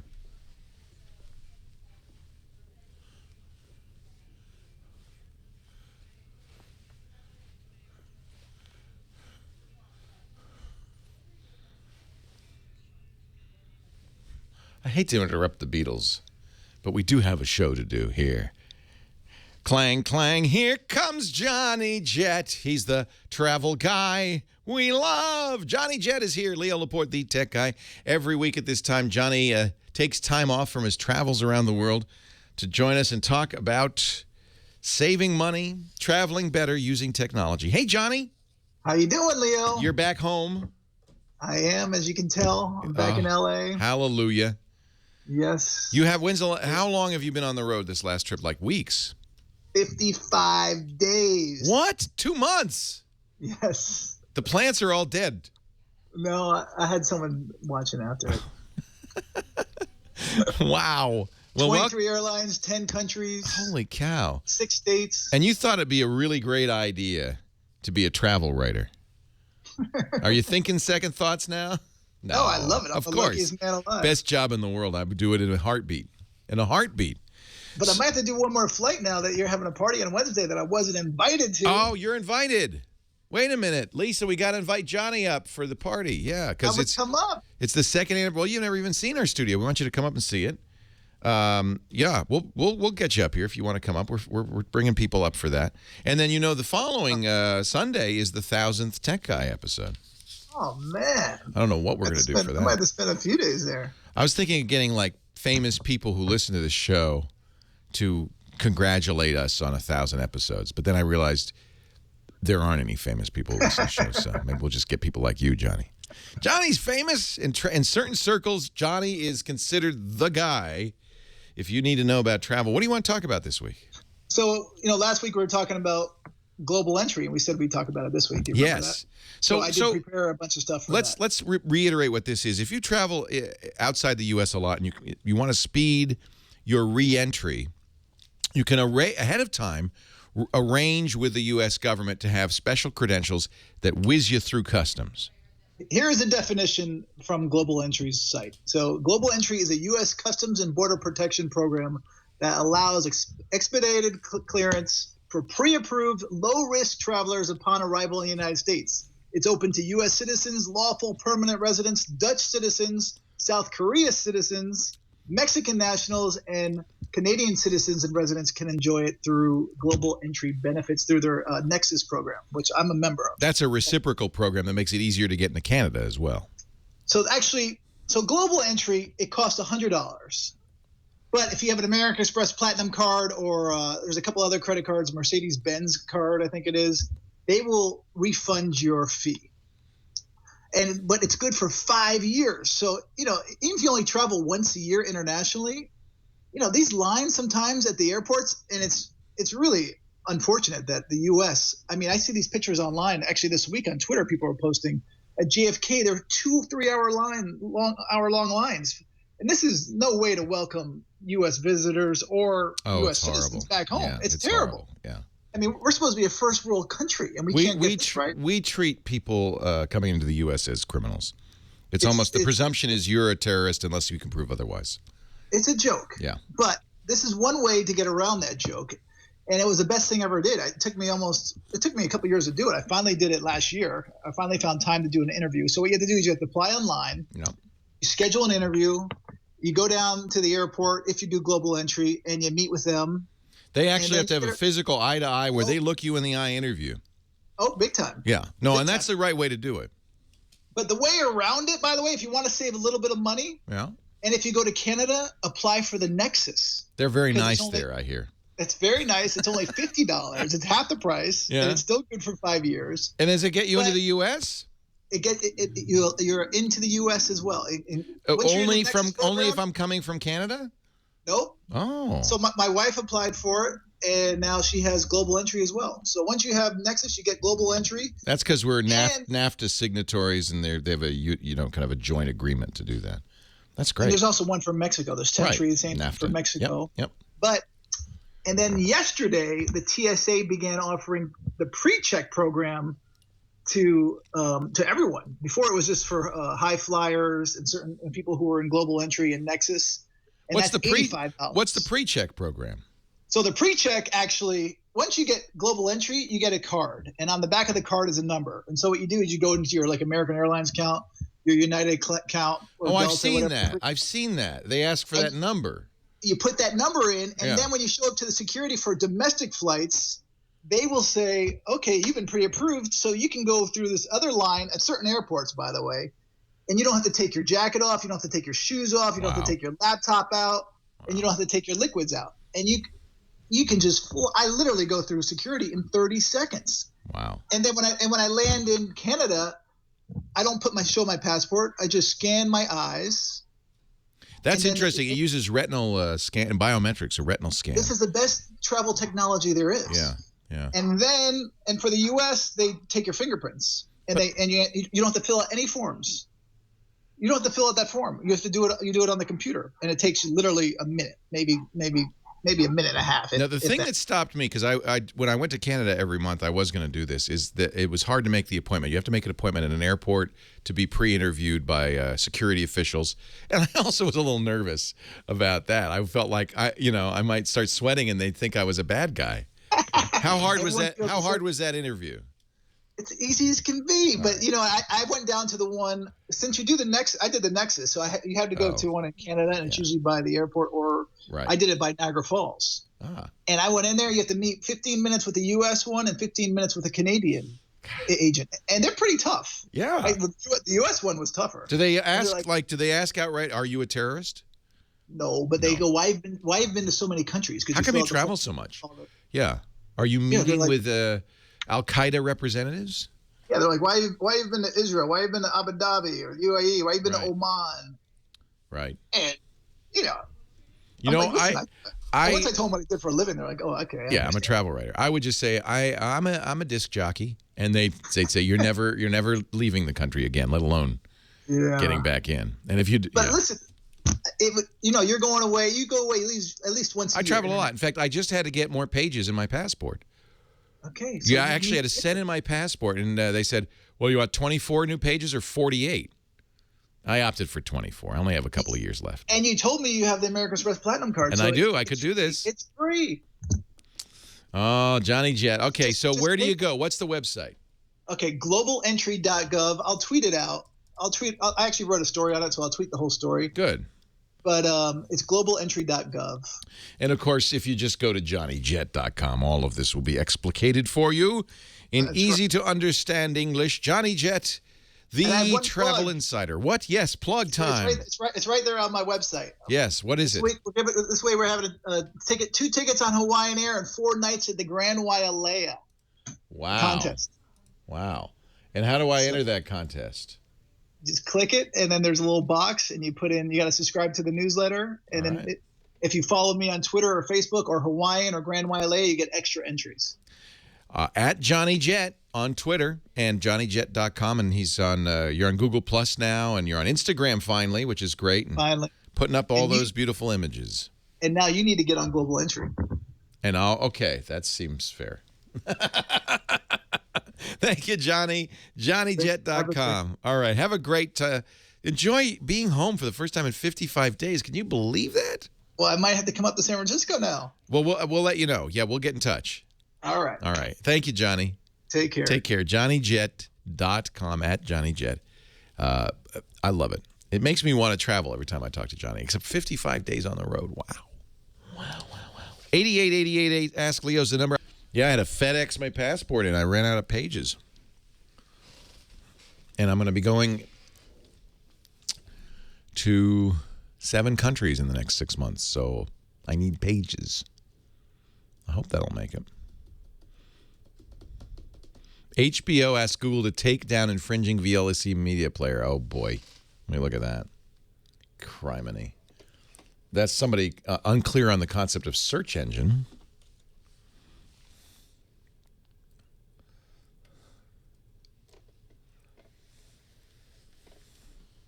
In an attempt to remove pirated copies of Game of Thrones from the internet, HBO sent a DMC takedown to Google, list saying VLC is a copyright infringer. Oh, it's a mistake.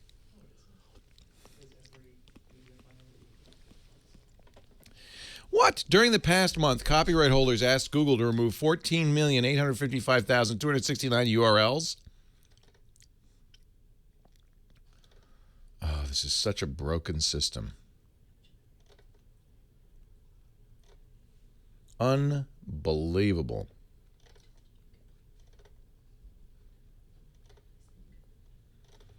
Oh, these guys.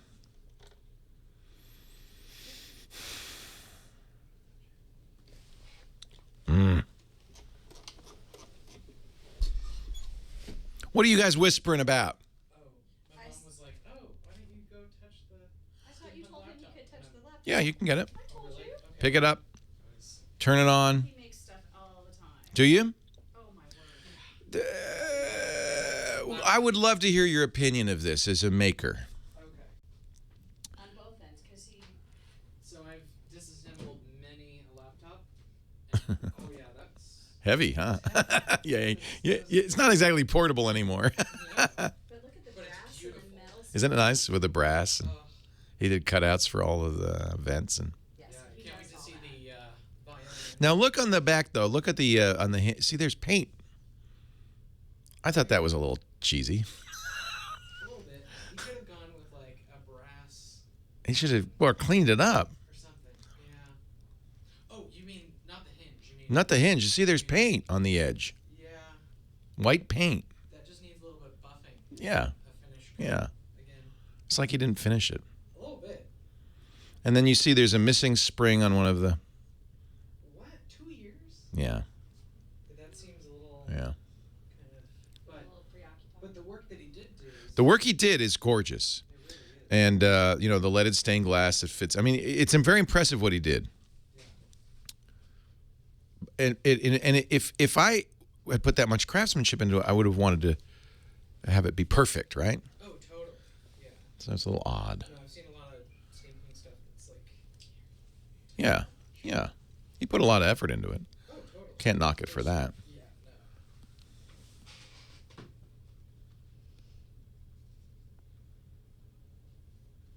Even Kim's Hudson. I like the calligraphy. Yeah, isn't that gorgeous? And those are custom keycaps. Whoa, what's wrong there? Oh, my goodness. Oh, yeah. Holy moly, what happened Board there? kind of flexes too. Yeah, I can't really use it because I'm worried about that board flexion. Yeah. It's a little more than usual. Yeah, that's not right. It makes it more decorative than usable. Now, is that a tree? There you go. Thank you. Off of the power button? Is that what? Is that a tree? Coming off the power button? I don't know what it is. Weird. It looks like a normal, like power. Right, with a little tree in it. Yeah. Trees, like, shooting out. Yeah, I don't know. Just had fun. It's a green power. Can you believe that a wedding photographer who lost half the images and then skipped the country rather than face Bridezilla? I mean, that's just horrible. I do recommend, and I've mentioned it before, my good friend Peter Krogh is a great photographer, done many a wedding, among other things, I'm sure. And he got together with the Association of Professional Photographers and did a website for photographers about workflow. And actually, it was done in conjunction with the Library of Congress. dpbestflow.org. DP as in digital photography. Bestflow as in the best workflow.org. dpbestflow.org. And it's all about best practices for photographers, for digital photographers, so that they don't lose their pictures. It's from the American Society of Media Photographers with support from the Accredited Professional Photographer Association. Really cool stuff. And if you're a photographer, please read this stuff so you don't lose the pictures of a wedding.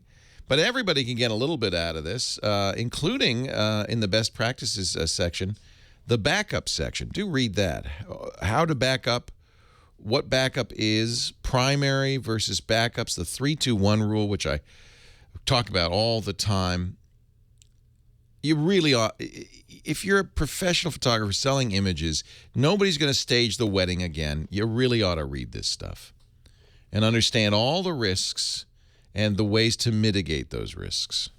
And anybody who has data on a computer that they don't want to lose, you got to read this stuff.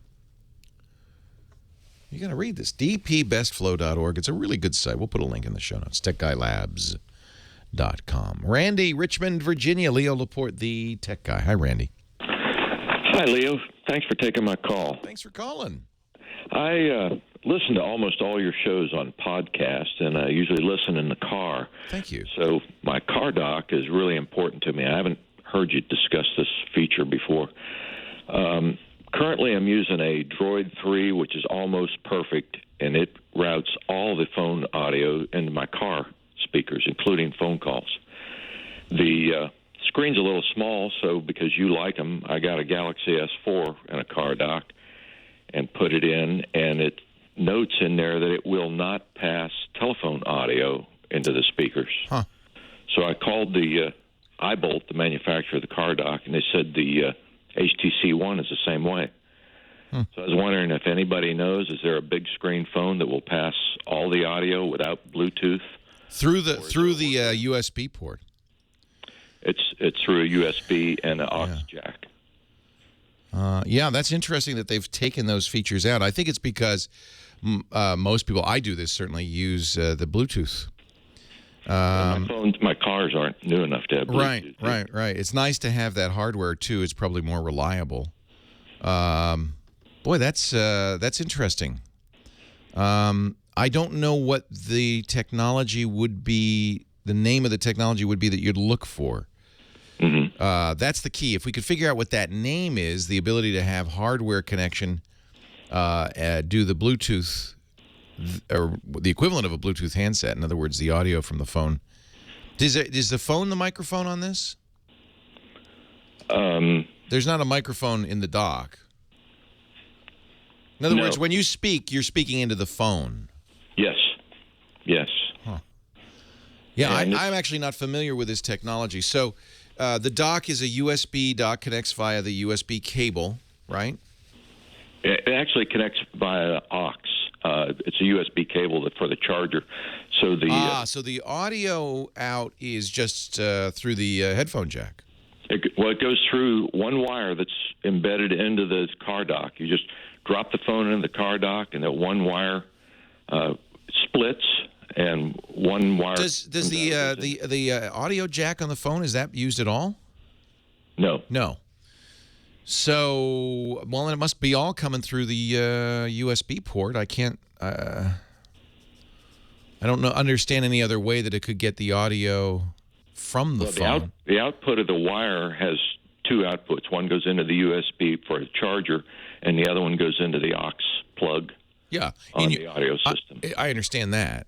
Mm-hmm. I'm just trying to understand how it's getting the audio out of the phone. Yeah, I don't know. Yeah. It doesn't have a microphone in it. It must be coming through the USB port. Yeah, and so I soon as think you that's put it what's in- missing in the HTC One and the Galaxy S4 is this ability to get the audio through the USB port. Yes. And you don't have Bluetooth, so you can't get the audio that way. You probably could use the audio jack. I have found you could use the headphone, the audio jack. Headphone jack, yeah. And then you got an extra wire running out. Yeah, it's not as desirable. Boy, that's interesting. I would guess that the reason that the more modern phones don't support it is just that they expect people to have that capability. Well, I wondered, too, is that a Motorola thing or a Samsung thing or hardware or software? I can't figure it out. So I went back to the Droid S3 or the Droid 3. Yeah. Just because it works stick so with well. it. Yeah. And I would bet you new phones just don't include that feature. So it's audio over USB. I think it has to be, unless there's, a microphone in the dock. And is the dock there's no mic. Is the dock from a third party or is it from Motorola? It's from Motorola. Yeah. Okay. Yeah, I think everybody just uses Bluetooth now. I really don't know why it's no longer included, but I would guess it was something that Motorola did. And I'm not familiar with it. I'm looking at, maybe it's an Android. I'm just looking at some articles about this thing. And nobody in the chat room seems to even know. So, yeah, you don't want to. It's starting to be a little bit of a Rube Goldberg device if you have an audio cable coming out of the headphone jack and the USB's charging. But I think that's the only way to do it. I'm not familiar with how this is done. I'll have to do some research. I'll tell you what. Keep listening. I'll do some research. And what Randy's really looking for is a more modern phone that supports this. Let's look and we'll see. And Randy, just take your answer on the air because I'm just going to have to do some research for this. Now let's say hi to Neil in Sherman Oaks, California. Hi, Neil. Leo Laporte, the tech guy. Yes, hello. Hello. How are you? I'm well. Somebody in the chat room, Bert, is pointing us to an article which we'll put in our show notes at Tech Guy Labs. Enable USB audio on any Android 4 smartphone or tablet. So I guess it's something built into Android, the ability to do that. And with certain, it's USB class audio is what it is. USB class audio is a USB audio feature. All right. So I'll put this in the show notes. And it points to an application which you can install on your Android that will turn it on. So maybe you can use it, and I'll try it on your HTC One. Hey, what can I do for you? Yes, hi. I just got a new Xperia, Sony Xperia, and I wonder what you know about the phone itself. I've only had it for 4 days, but I really enjoy it. Yeah, I want to hear your impressions. I tell you what, we have to take a break. Hang on. Leo Laporte, the tech guy.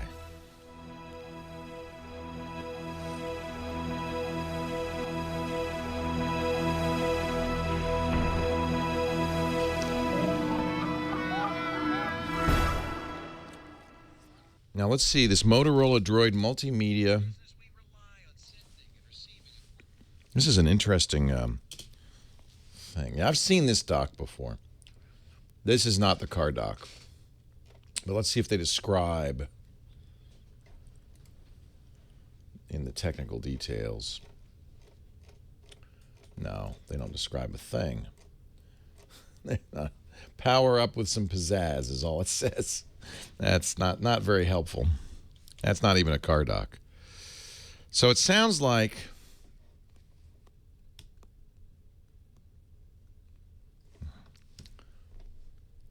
USB class audio compliant devices like the standard USB DAC don't need a special device driver. They use an operating system standard driver. So this is a driver that you would install, and I'm not sure I'd recommend this.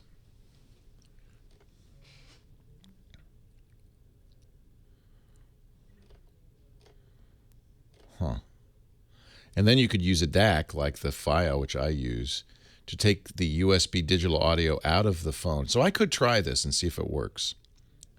I will try it when I get home because I have a GS4 and an HTC One. So the question is, can you get audio out of USB? And obviously that droid is doing that.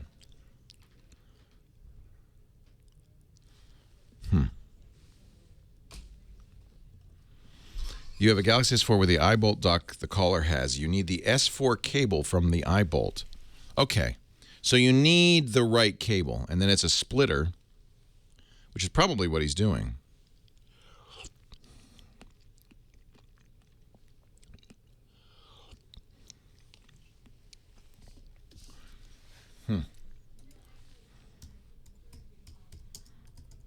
Yes, he doesn't want to get a Galaxy S4 unless he knows it will work.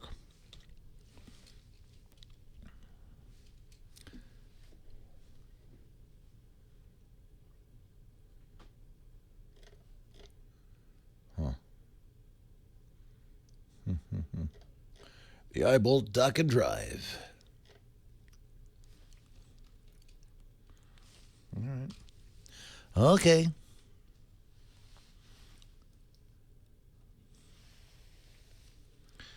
But if you use the cable that they provide for the S4, it will work. The phone does it, in other words.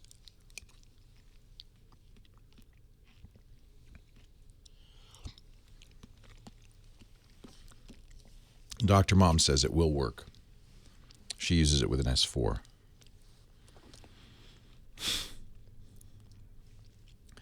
All right, maybe if I play this stupid video, this raccoon video, people will stop bugging me about it.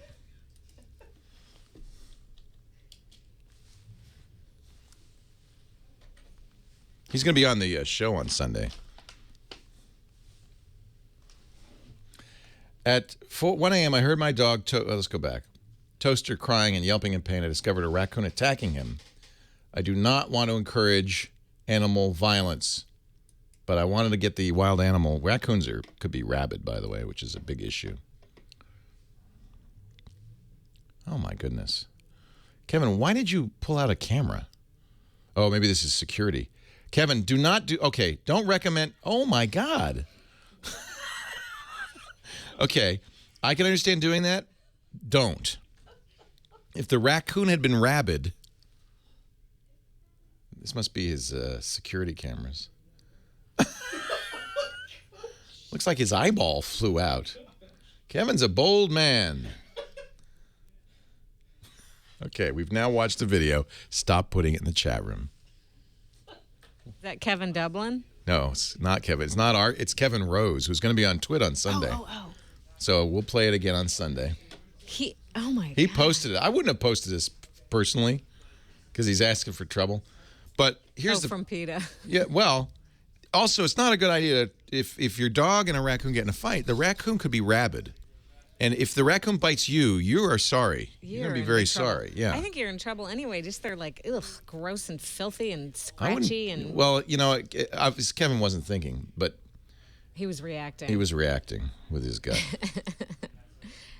Oh my gosh. It's making me think of Life of Pi where the kid picks up the rat and throws it at the tiger and the tiger just goes. I can't believe Kevin, jeez.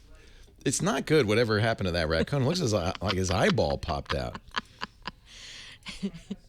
It's like a Quentin Tarantino It's movie. pretty horrible. So watch, because he tears down the stairs and goes and gets the raccoon. This is another angle. Yeah, show it again. Watch.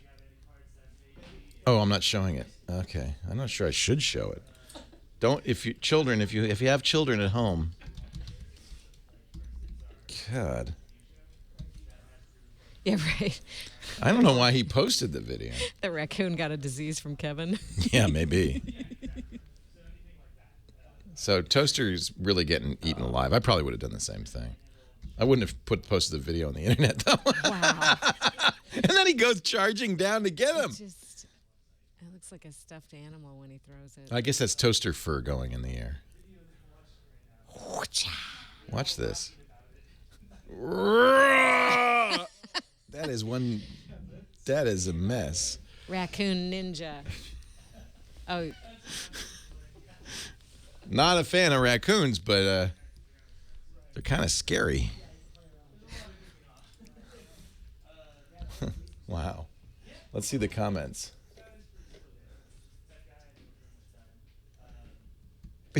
How would you defend your beloved pet at 1 a.m? By sitting down with a raccoon and talking about your differences? How would you, then somebody says, how would you feel if a raccoon did that to you? Not good. Well, they can't, so. No, thank goodness. But they could if they would. What if they could? Really cute kids coming in. Hey, really cute kids.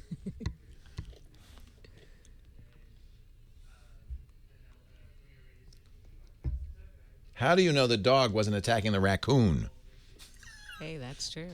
Oh, I'm sure the dog attacked the raccoon. Oh, my God, somebody's... Ozzy would do that in a heartbeat if he could. Somebody's mentioning stand your ground law. Oh, the stand your ground law means that Kevin was in the right. You can throw a He could have raccoon shot the against raccoon wall. in the head, and no jury in the land would convict him. And this was actually on video. Was the raccoon wearing a hoodie? It appeared that he was. Well, he did have that. He had the band. You know, raccoons wear masks for a reason. Exactly. Oh, a raccoon catapult. Yeah, I don't like raccoons, and I agree that the chances are that a raccoon who is in fact aggressive like that is rabid. We used to live near a forest preserve, and all these raccoons got in our house because we came home one summer night from something, left the garage door open, sitting in the kitchen eating ice cream, and the next thing, it's like baby raccoons are in the bedroom, they're in the bathtub trying to claw their way out. When they're babies, they're cute, but the mom was like, rah. No. Had to get a broom. But to be fair, it is us invading their territory. All right? I think. Although I think Kevin lives in the city, so.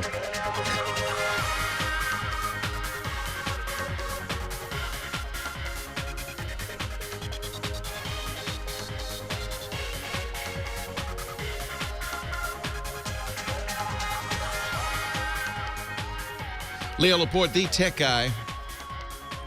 8888 Ask Leo. That's the phone number if you have a question, a comment, or suggestion. Our caller, second to last caller of the hour before, was trying to get an iBolt dock to work with a more modern Android phone. He's using a Droid right now.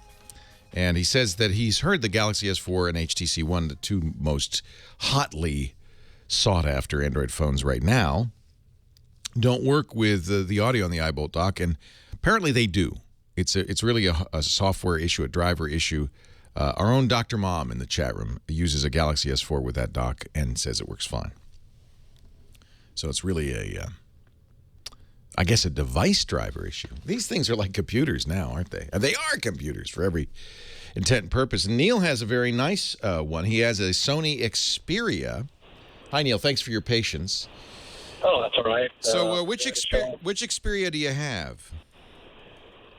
The brand new one, the Xperia Z. The Z. Oh, it's beautiful, isn't it? Yeah. Yeah, I just got it 4 days ago. I was the first one to get it. I was actually upgrading to an HTC One, and then I saw the Xperia, and I changed my mind and got that instead. Yeah, it's very thin. It's beautiful. How big is the screen? Is it 4.5 inches? 5. 5 inches. So it's bigger than the HTC One.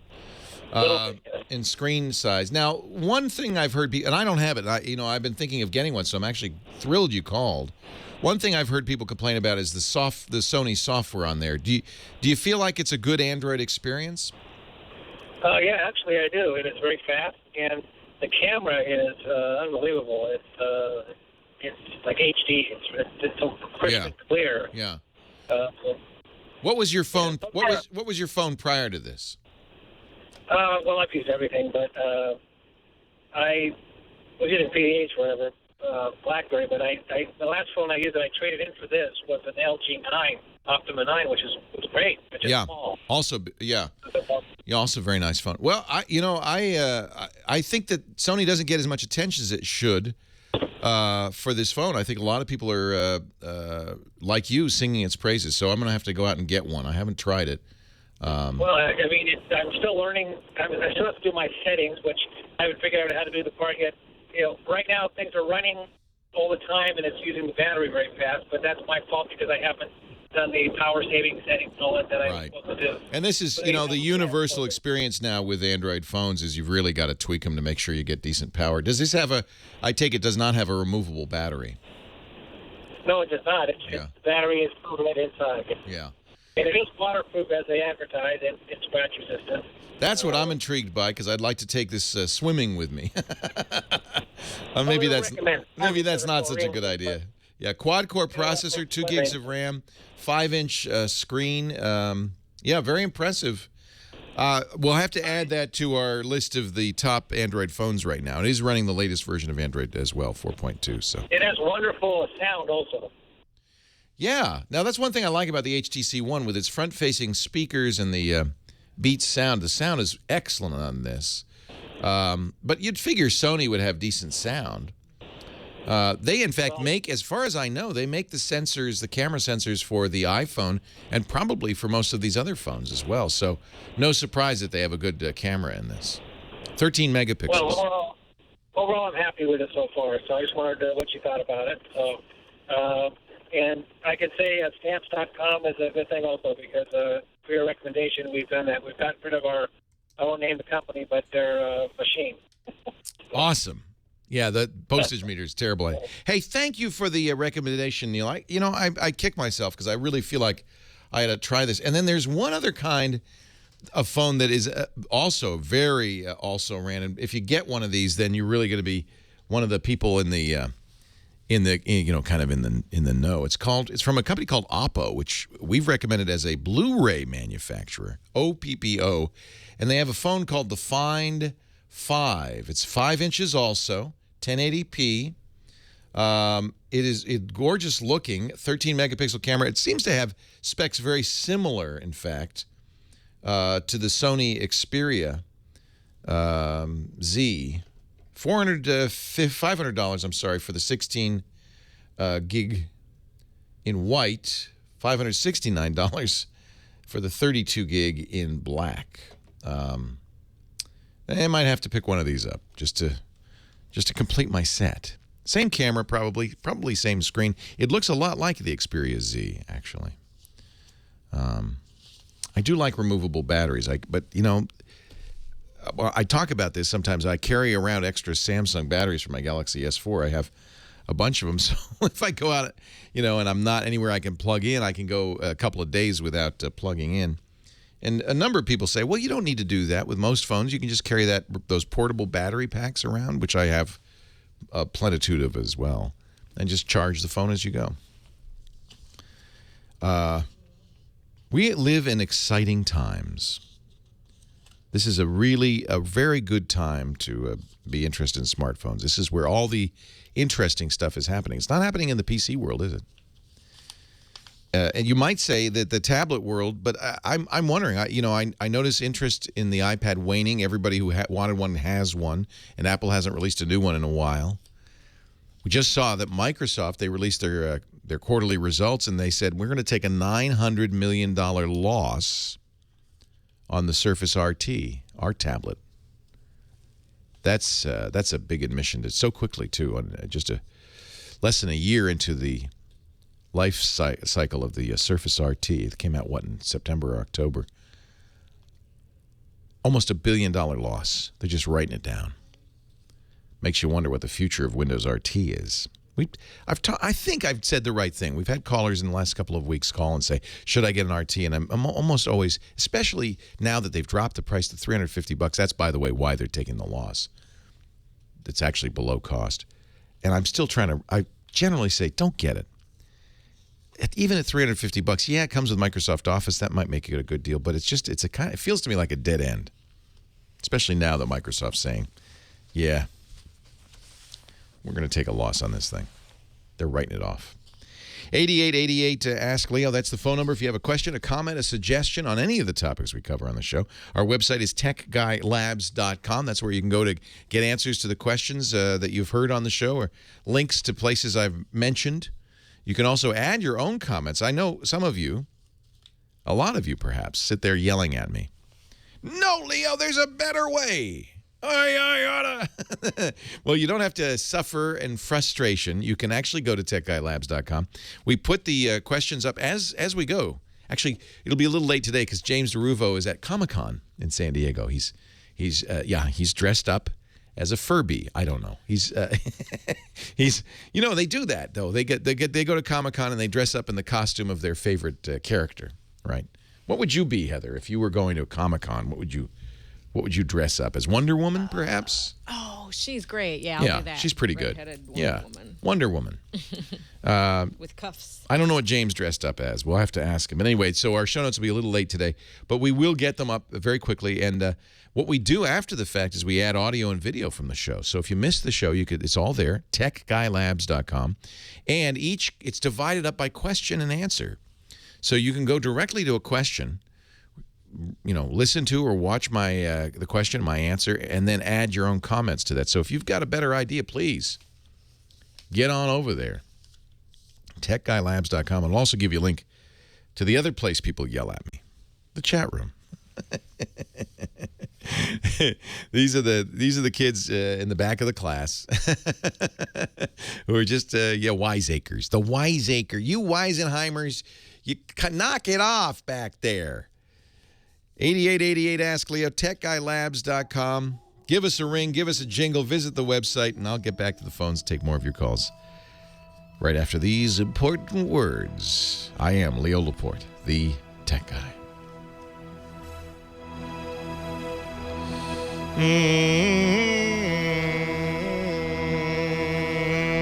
So that is a programming note, by the way. We are going to, and this especially applies to the chat room or anybody who's part of the virtual audience. We're going to be doing the shows ahead of time for my vacation on a couple of Fridays in August at probably around 3 p.m. Pacific, 6 p.m. Eastern.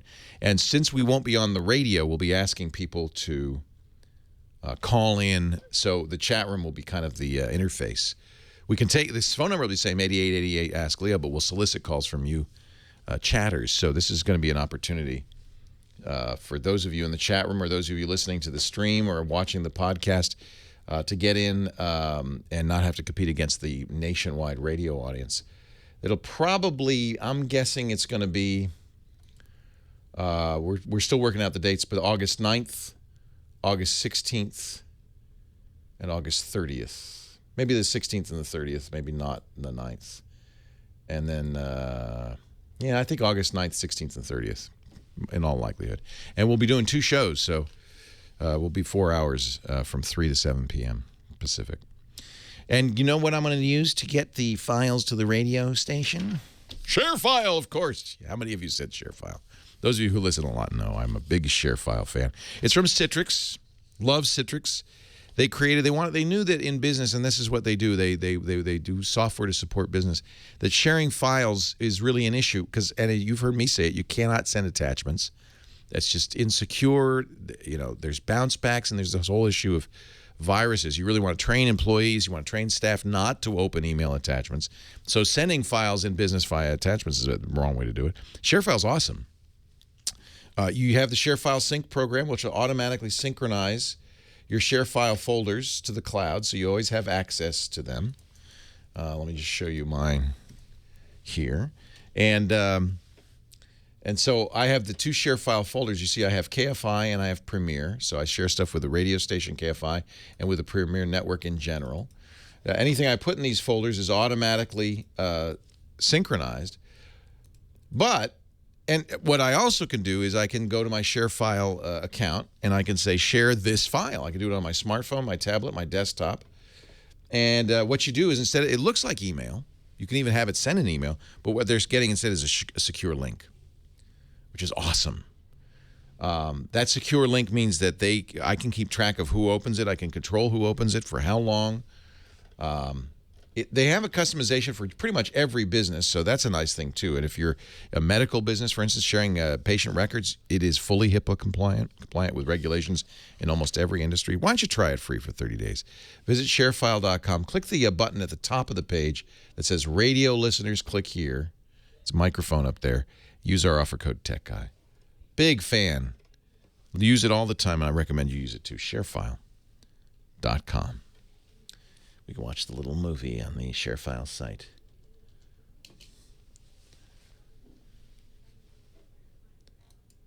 This is the link right up here. Radio listeners, click that green microphone right there. Use the offer code Tech Guy. No raccoons will call. Leo Laporte, the Tech Guy, 8888. Ask Leo. That's the phone number if you have a question, a comment, a suggestion. Bruce is next in Xperia, California. Hi, Bruce. Leo Laporte here. Hey, Leo. Thanks for taking my call. It's a pleasure to speak with you today. Thanks. Pleasure to speak to you. I'm a second-time caller, and I wanted to talk to you a little bit about my new build, my Windows 8 build that I just put together. Okay. I had a Pentium 4 machine, and it bit the dust about a year and a half ago, and I was using a Celeron hand-me-down processor, and I was just really having a problem taking 30 seconds to 3 minutes to be able to go to a web page. Oy. It was horrible. Yeah. So I felt the need for speed. Yeah, 3 minutes to go to a web page will give you that. Yeah. And so Sudden craving. Day before Father's Day, my wife told me, she says, just order the thing. I've been checking out this build for probably about 3 weeks. Hovering your finger over the buy button, huh? Exactly. What'd you get? I did a custom build. I got the Haswell processor, i7 4770. Good. The Asus motherboard. It's the Z87 Pro. Good. Very nice. That's a 256 gig SSD hard drive. Oh, you're gonna. You won't. Have you got it yet? Oh yeah, I've built it. I put it all together. It's all running and everything. Like the fastest thing you ever saw in your life? Oh, it's incredible. I put and to top it off, I put a RAM drive on it on the SSD drive. You got 16 gig of memory, so I carved out 4 gig. And I put Office on that, and I kid you not, Office 2013, it starts in about a second and a half. Yeah. Well, I haven't heard of RAM drives in some time. Yeah. I guess if you have enough memory, it's certainly the fastest drive. And I think people underestimate how important disk I/O or input-output is, because you can get a fast processor, but if it's waiting for a hard drive, it doesn't feel like a fast machine. That's why SSDs, solid-state flash drives, are very popular right now. Yeah, there's a website out there that has a comparison of speed performance, just raw disk I/O, right, to platter drives versus SSDs versus RAM drives. Well, RAM drives will always be the fastest possible, but it uses system memory. How much memory do you have? Well, I put 16 gig in it. Okay, and use 8 of it for the RAM drive or something like that? Actually, I put 4 in there because it's the freeware version I got is limited to 4. 4 is fine. That's a lot of space, and you still have 12 left over for the operating system and applications. That's fine. And there are two kinds of SSDs. There's a solid-state drive, probably the kind you have, that is on the SATA bus, just as you would connect a regular hard drive. And the throughput of the SSD is actually faster than the SATA bus can handle. The SATA bus, even the most modern, tops out at 6 gigabits per second. So there is another kind of SSD that we're starting to see, and Apple's going to use in its new Mac Pro. They put it on the PCI Express bus, which is considerably faster. If you have enough channels, you can actually get much faster performance. But still, it's not going to be as fast as a RAM drive. I just haven't heard of anybody using a RAM drive in a long time. I'm interested to hear that that's still around. Yeah, I think it's starting to make a comeback. Well, RAM is so cheap, and people do have a lot more RAM than they need. Now, how does it just keeps Office in the RAM drive? Yeah, I installed Office. I called it my R drive. Right. And I installed Office into that. So it's some sort of battery backup solution, or do you have to keep the computer on all the time? It actually saves it on shutdown. So shutdown's a little slower because it has to save it out and load it up again. And it loads it up. Or you can bad. turn on a periodic save, but it does not do an incremental save. Okay. There are some out there that do incremental saves. But you don't need to do that because you don't want to put data on that RAM drive, just the application. Right. Yeah. Yeah, so I've got a terabyte drive for the data. Great. And so sounds very nice. I commend you. It sounds like you put some love and effort into it, and it sounds like you've got a great machine, about as fast as you can get today. Yeah, it's well, the one thing that's slow is the video processor. I did not buy a GPU for it. I'm just running off the system board. Is it Iris? So Haswell has a couple of different ways to go from Intel using the Intel. You could have the HD 5000, or you can have the newer, rather faster Iris, which I think is pretty good for motherboard video. I think it's the 5000. Yeah, I think that's adequate. And you know what? If you next Father's Day, yeah, or Christmas, yeah, for Christmas you could always put a video card in there. Right, and that's my plan, is to eventually just keep adding. Unless you're a gamer or you're doing video rendering, there are very few things that you really need that hot, or Bitcoin mining. There are very few things that you really need that super fast GPU for. Yeah.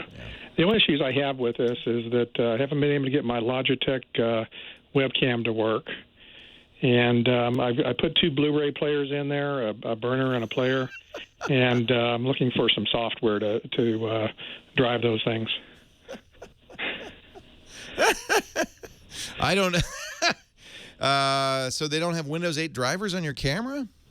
They say they do. Logitech says they do, but I downloaded it, I've uninstalled it, I've reinstalled it. It's on the USB port? Yeah. I don't know why that would be. I've tried different USB ports. I don't know why that would be. The Blu-ray is another matter entirely, because one of the big issues with Blu-ray, of course, is copy protection.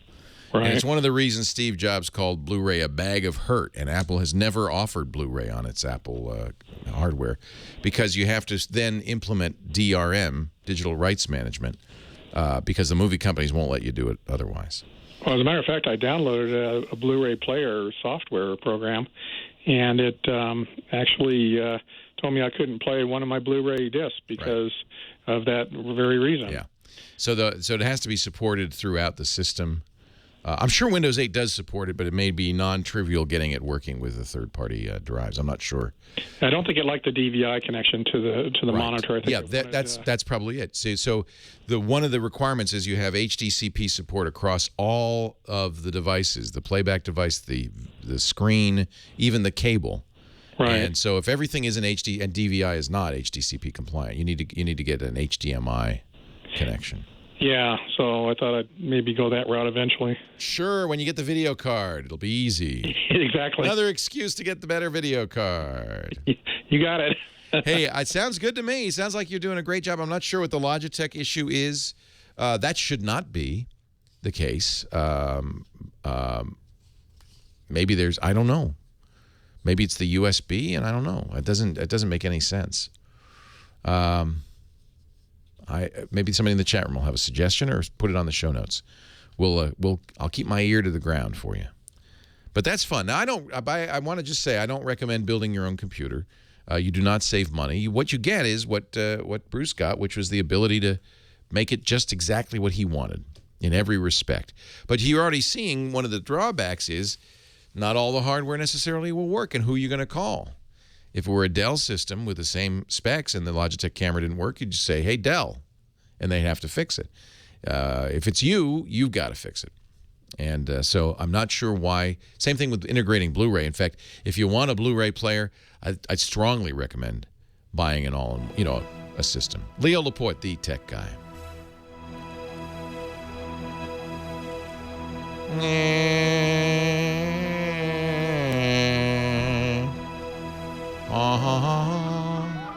Should have asked him how much he spent. That's about $5,000 worth of hardware there. That's good. Just get right up. Okay. There. All right. There you go. There you go. Thanks. Yeah. I'm not. Oh, that's a very firm ball. Say that a little louder. Say that a little louder. Oh my god. You have no idea. Oh my gosh, that's so funny. Awesome. Nice to see you. I'm we glad you actually came. joke that you've done a better job raising him than. No, not true. Yeah. Not true. No, I don't know. Listening to you. You're kind of a geek, huh? Good. I like it. I like raising geeks. You know what's funny? My kid's not geeks at all.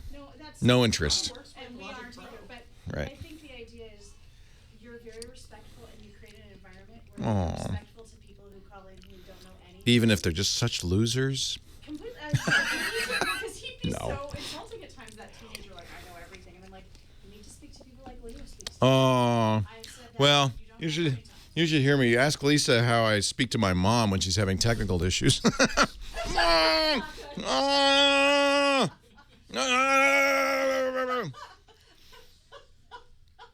Lisa was, that's my girlfriend. Lisa was there when I was on the phone with my mom, and I mute the speaker and I started hitting the sofa like, Mom. What we were trying to do was it was really a challenge, was get the her computer, her printer configured for Wi-Fi. It was very challenging, but it only took 3 hours and worked. So what GPU do you use for Bitcoin mining? Huh? What GPU do you use for Bitcoin mining? Or I don't do Bitcoin mining. I just let people give me Bitcoin. Are you a Bitcoin miner? Yeah. See, you're gonna lose now because people are using ASICs. And I've got to pay for power. Right, and people are now using much faster stuff, and so what happens is it gets harder and harder to mine as the overall CPU capabilities go up. And now that ASICs are very commonly being used, GPU won't. You're high. I mean, you might be lucky and get something, but it's gonna be hard. Have you ever got a coin? Oh yeah. You have. I have 2. Leo Laporte, the tech guy. I think a lot of people who listen to the show build their own computers, and certainly for years I've made videos. They've been sold in stores, how to build your own computer. For years I recommended it. It's just that you're not going to save money, and there are issues in it. It's just not something to take lightly. It's sure a lot of fun, but your hobby is now computer builder, right? So some people, their hobby is what I can do with a computer. That's cool. Same thing happened with stereo equipment. I'm of an age that I remember when people put their own stereos together and they were boasting about how great the guns on the 1812 Overture sounded. And, it was all about the process of assembling, building, putting this thing together. It wasn't so much about listening to music. That was almost incidental. But then it became, commoditized. It was easy to buy a complete stereo system. You didn't have to put a lot of energy into it. And people started paying more attention to the music, more attention to the content. And the same things happened with computers. 20 years ago, building your own computer was a rite of passage. You needed to do that. And, people would compare specs and stuff. Now it's a hobby thing. If most people use computers to do something, to get things done, they're much more interested in how do I use Facebook, or, then what processor should I choose? And I have to say, it's fun, but it's risky as well, because if the thing doesn't work, you are the first and last line of defense. My friends at PC Perspective put a very good what they call a hardware leaderboard together, PCPER.com. And there's a tab right at the top of the page, hardware leaderboard. This is a hardware enthusiast site where they review motherboards and processors and, hard drives and stuff. So their hardware leaderboard is actually really great for anybody who does want to build a computer, or at least wants to think about, what would I put in a computer? That's half the fun of it. They have 4 systems, a low-end, mid-range, high-end, and Dream system. The low end is $455. The Dream system is $3,200. So you can just see where the systems lie, what you would put in. And maybe you already have a system and you're just thinking about what's the best video card. You can look at that as well. PCPER.com. Pi in our chat room says, I build my own computer so I can choose high-quality parts. I'm not sure you get different parts, to be honest. If Dell, of course, is making its own kind of custom stuff and so forth, you're certainly not going to get a better price on a 1Z, 2Z part than Dell is going to get on 20,000 of the same part. But a lot of motherboards on computers are maybe not the best. It just depends where you go. It's certainly the case that a lot of the consumer computers, the price pressure is so great that they use substandard parts.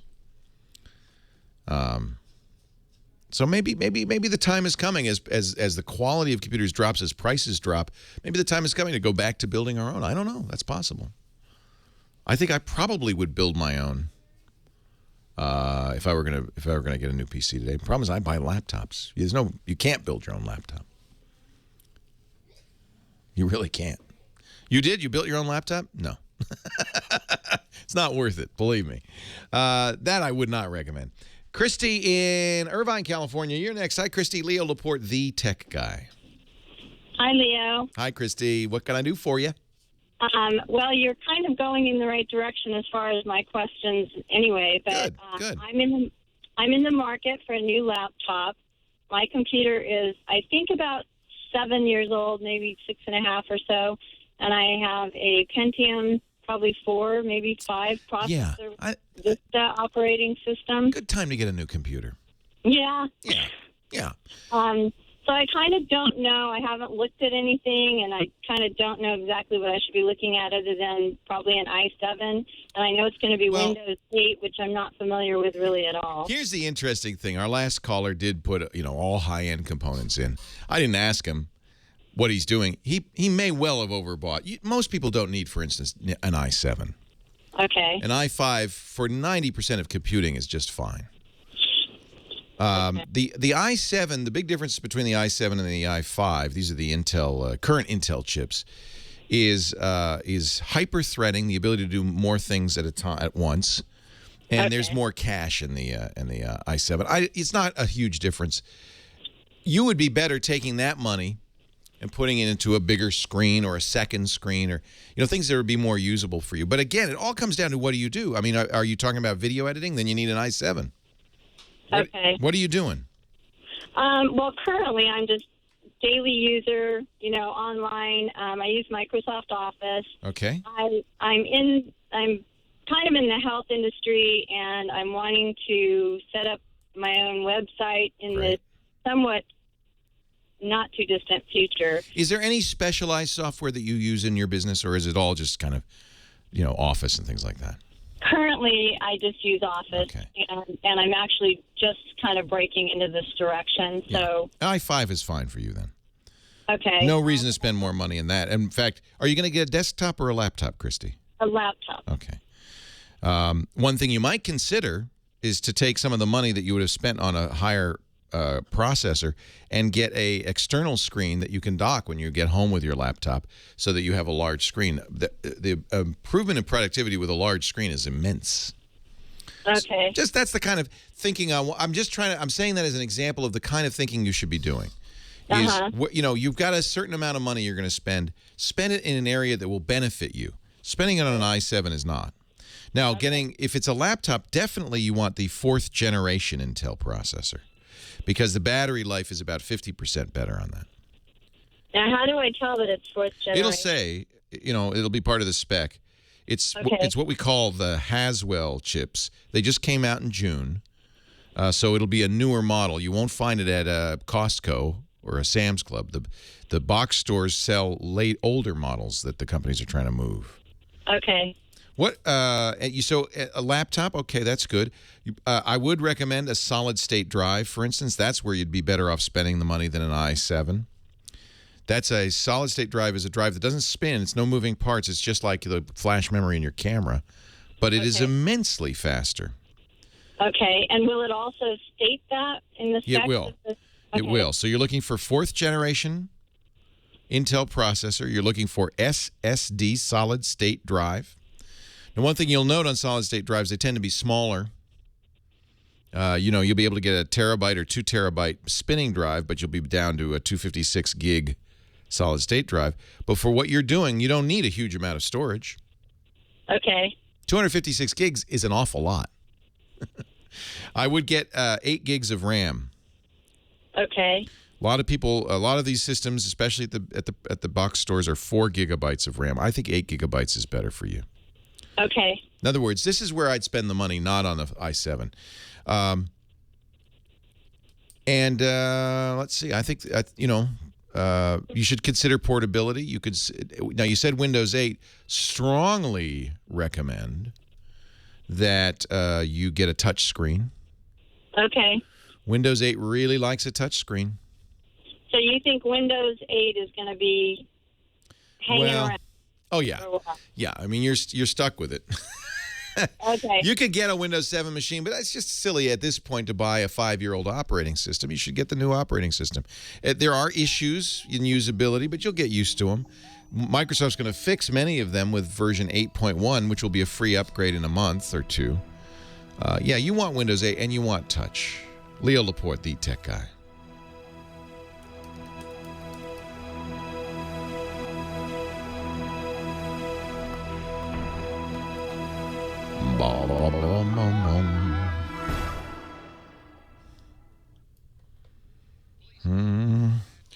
Just looking at the chat room, seeing what they say. I saw somebody say, "Oh, I can build a computer cheaper than I could ever buy one."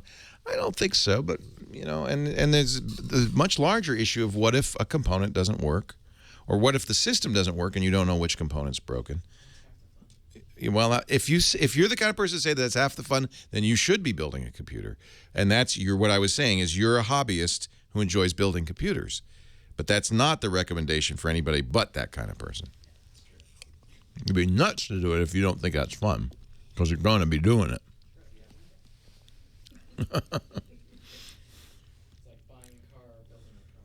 Right. Yeah, you wouldn't build a car unless you were an enthusiast. And you wouldn't do it to save money. You want it because you want everything exactly as you say. Exactly. Music recording does not require a lot of RAM or processor power. It's actually a trivial thing to do. However, if you're doing many, many tracks, it does require a lot of RAM and a lot of processor. So if you're doing, you're mixing 24 tracks in real time, yes. But recording, no. Recording's fairly easy.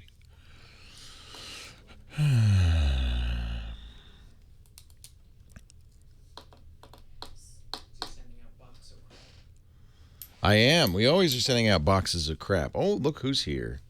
Speaking of crap. Yeah. Yeah. It's The old box of crap packer himself. Can I recommend a simple smartphone? I can, DC Downey. I think the Windows phones, for anybody migrating from from a dumb phone to a smartphone, the Windows phones are a very good choice. Very easy to use. Beautiful, simple. A Lumia 925 or a HTC 8X would be a very good choice. Very easy to use.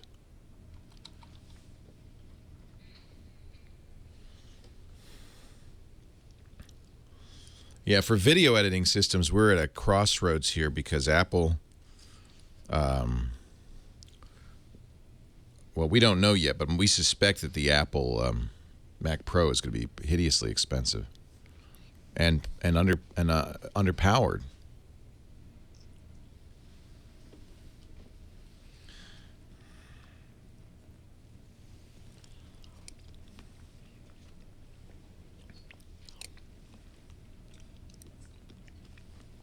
Yeah, Kevin's going to be on Twitter on Sunday, actually.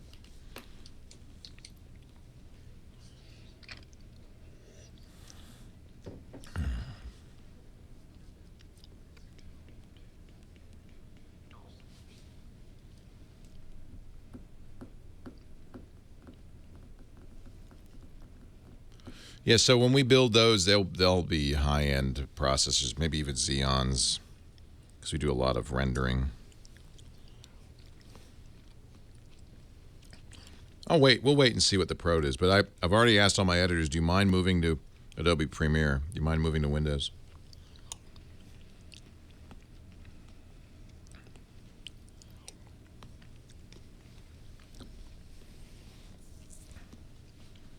Yeah, you never know with Kevin. You never know.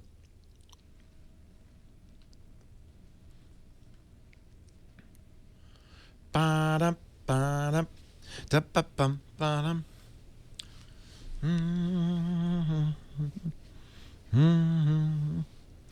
The rabid Kevin Rose.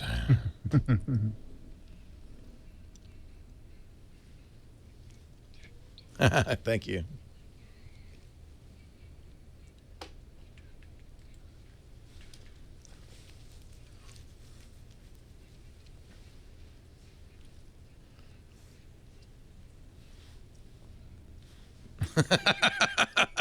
It is, literally. Leo Laporte, the tech guy. And that belch signals it's time for Dickie D, Mad Magazine's maddest writer, and the Giz Wiz. He joins us every week with a gadget or two for your perusal. Hello, Dickie D. Leo, how you doing, pal? You staying cool? I hear it's pretty warm out in your neck of the woods. It is just so. We are praying for this impending storm. Yeah. Yeah. And I just hope it comes quick. I hope it comes gently as well, because we have some bad history out there. True. Is it about a year since, when did Sandy hit? Sandy was October 30th. October. Okay, so yeah, not a year yet. So Dickie D, what do you got for us today? Well, you know, I'm just doing, you'll see these on ABC next week, but you'll hear about them here first. A couple of quick and cheap and kind of clever ways to keep cool, which makes sense. I just want you to know, that humidifier that you put on the top of a water bottle. Yes. I love that. I haven't had occasion to use it yet because it's pretty humid here, but if it ever dries out, I'm ready. Oh, okay. Actually, I got it for trips to Vegas.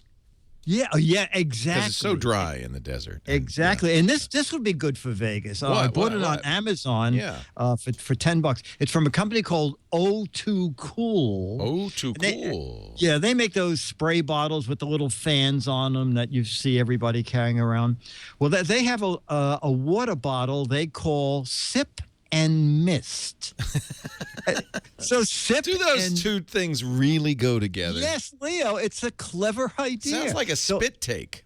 No, it's a regular water bottle that you pull up the little a tit thing to get water from. Yeah. But built into the side is a little button to do misting from the same water that you're drinking from. So there's a little straw that runs down to the bottom of the bottle so that you can spritz yourself.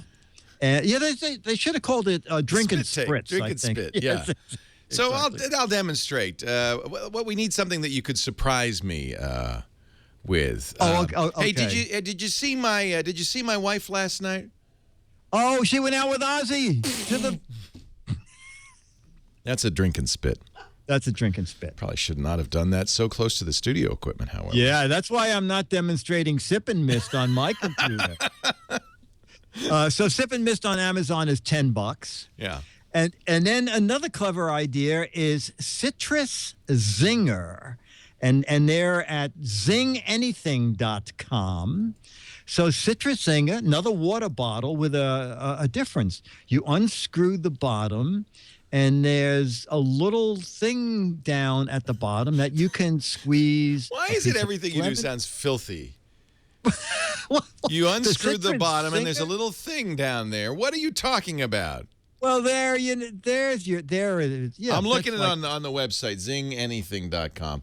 It looks like a thermos bottle, you know, like one of those sippy cups, you know, that you carry the coffee in. But then there's something, there's something on the bottom of it. What is that? On the bottom, it's so you put in a half a lemon, half a lime, a piece of grapefruit. Then you push down on it so the juice squeezes. Then this screws to the bottom of your water bottle. There is a filter in there so that the lime or lemon flavors your water, but the little pieces don't float up into the water. So it's a clever way to make your own citrus fruit drink on the run. And it has a little cap. It's an infuser. It's an infuser, exactly. Well, that's kind of neat, actually. Yeah, exactly. And you know, if what do you put in there? What kind of stuff do you put? I've been using lime and scotch. I have not noticed when the you get heat at all. Scotch pips in your drink. Yes, exactly. The only reason I know it's hot here is falling down face down on the sidewalk. And it just cooked one side of my face there. Exactly. Wow. Exactly. Wow. And Citrus Zinger is about $17. Very cool. Very cool. Yeah. At Very cool, zinganything.com. exactly. I like it. You are getting refreshing with me. Oh, slap very you if you do that yes, anymore. nice, Yes. nice. Dick DeBartolo is at gizwiz.biz. That's his website. Believe it or not, that's the actual name. Gizwiz.biz. And when you're there, you can, of course, see notes for all the products he talks about. He's going to do this on ABC's What is it? News Now. World News Now. World News Now. The middle of the night news show. Yeah, exactly. So you can see all of that. And then you can also play the What the Heck Is It game. Click that link on the webpage to see a close-up picture of a gadget. If you could figure out what it is, you stand to win an autographed copy of Mad Magazine. Even if you can't, there's actually more Mad Magazines for people who get it wrong. That's gizwiz.biz. Thank you, Dickie D. Thank you, sir. And stick around. The Giz Fizz is coming up on the Twit Network after the radio show. We're running out of time. Maybe we have time for one more call. Let's see. I'll get Jason on the line from Southern Arkansas. Hi, Jason. Leo Laporte. Hello, Leo. Hey, Jason. I've got a big problem. I'm the guy that everyone comes to, family and friends and whatnot, to fix software problems with their computers. Yes, you're the tech guy. Yeah. A lot of people are starting to get Windows 8, and even though I don't really like it, I went out the other day and got a computer, inexpensive one. You know, Microsoft, I think, made some bad choices, but this is the version of Windows that's the current version, and you got to use it. Yep. Well, I broke it. You broke it? I broke Windows 8. I got the computer, did what I normally do, and took all the garbage that the company puts on it off. Did my restore disk. So you're trying to get back to a plain vanilla Windows 8. Well, kind of. Yeah. Get rid of all the junk. And all the ads. Yeah. And, I don't blame you. So what stopped working? How did you kill it? Well, I used the Windows transfer file and whatnot transfer to transfer a few programs over that I use and passwords and things like that over. Right. Rebooted the computer. It will reboot into my sign-in screen. I sign in, and I get a blank screen. I can't scroll to the corners to bring down any of the... Yeah, you know what? Before the good news is you haven't done anything with it.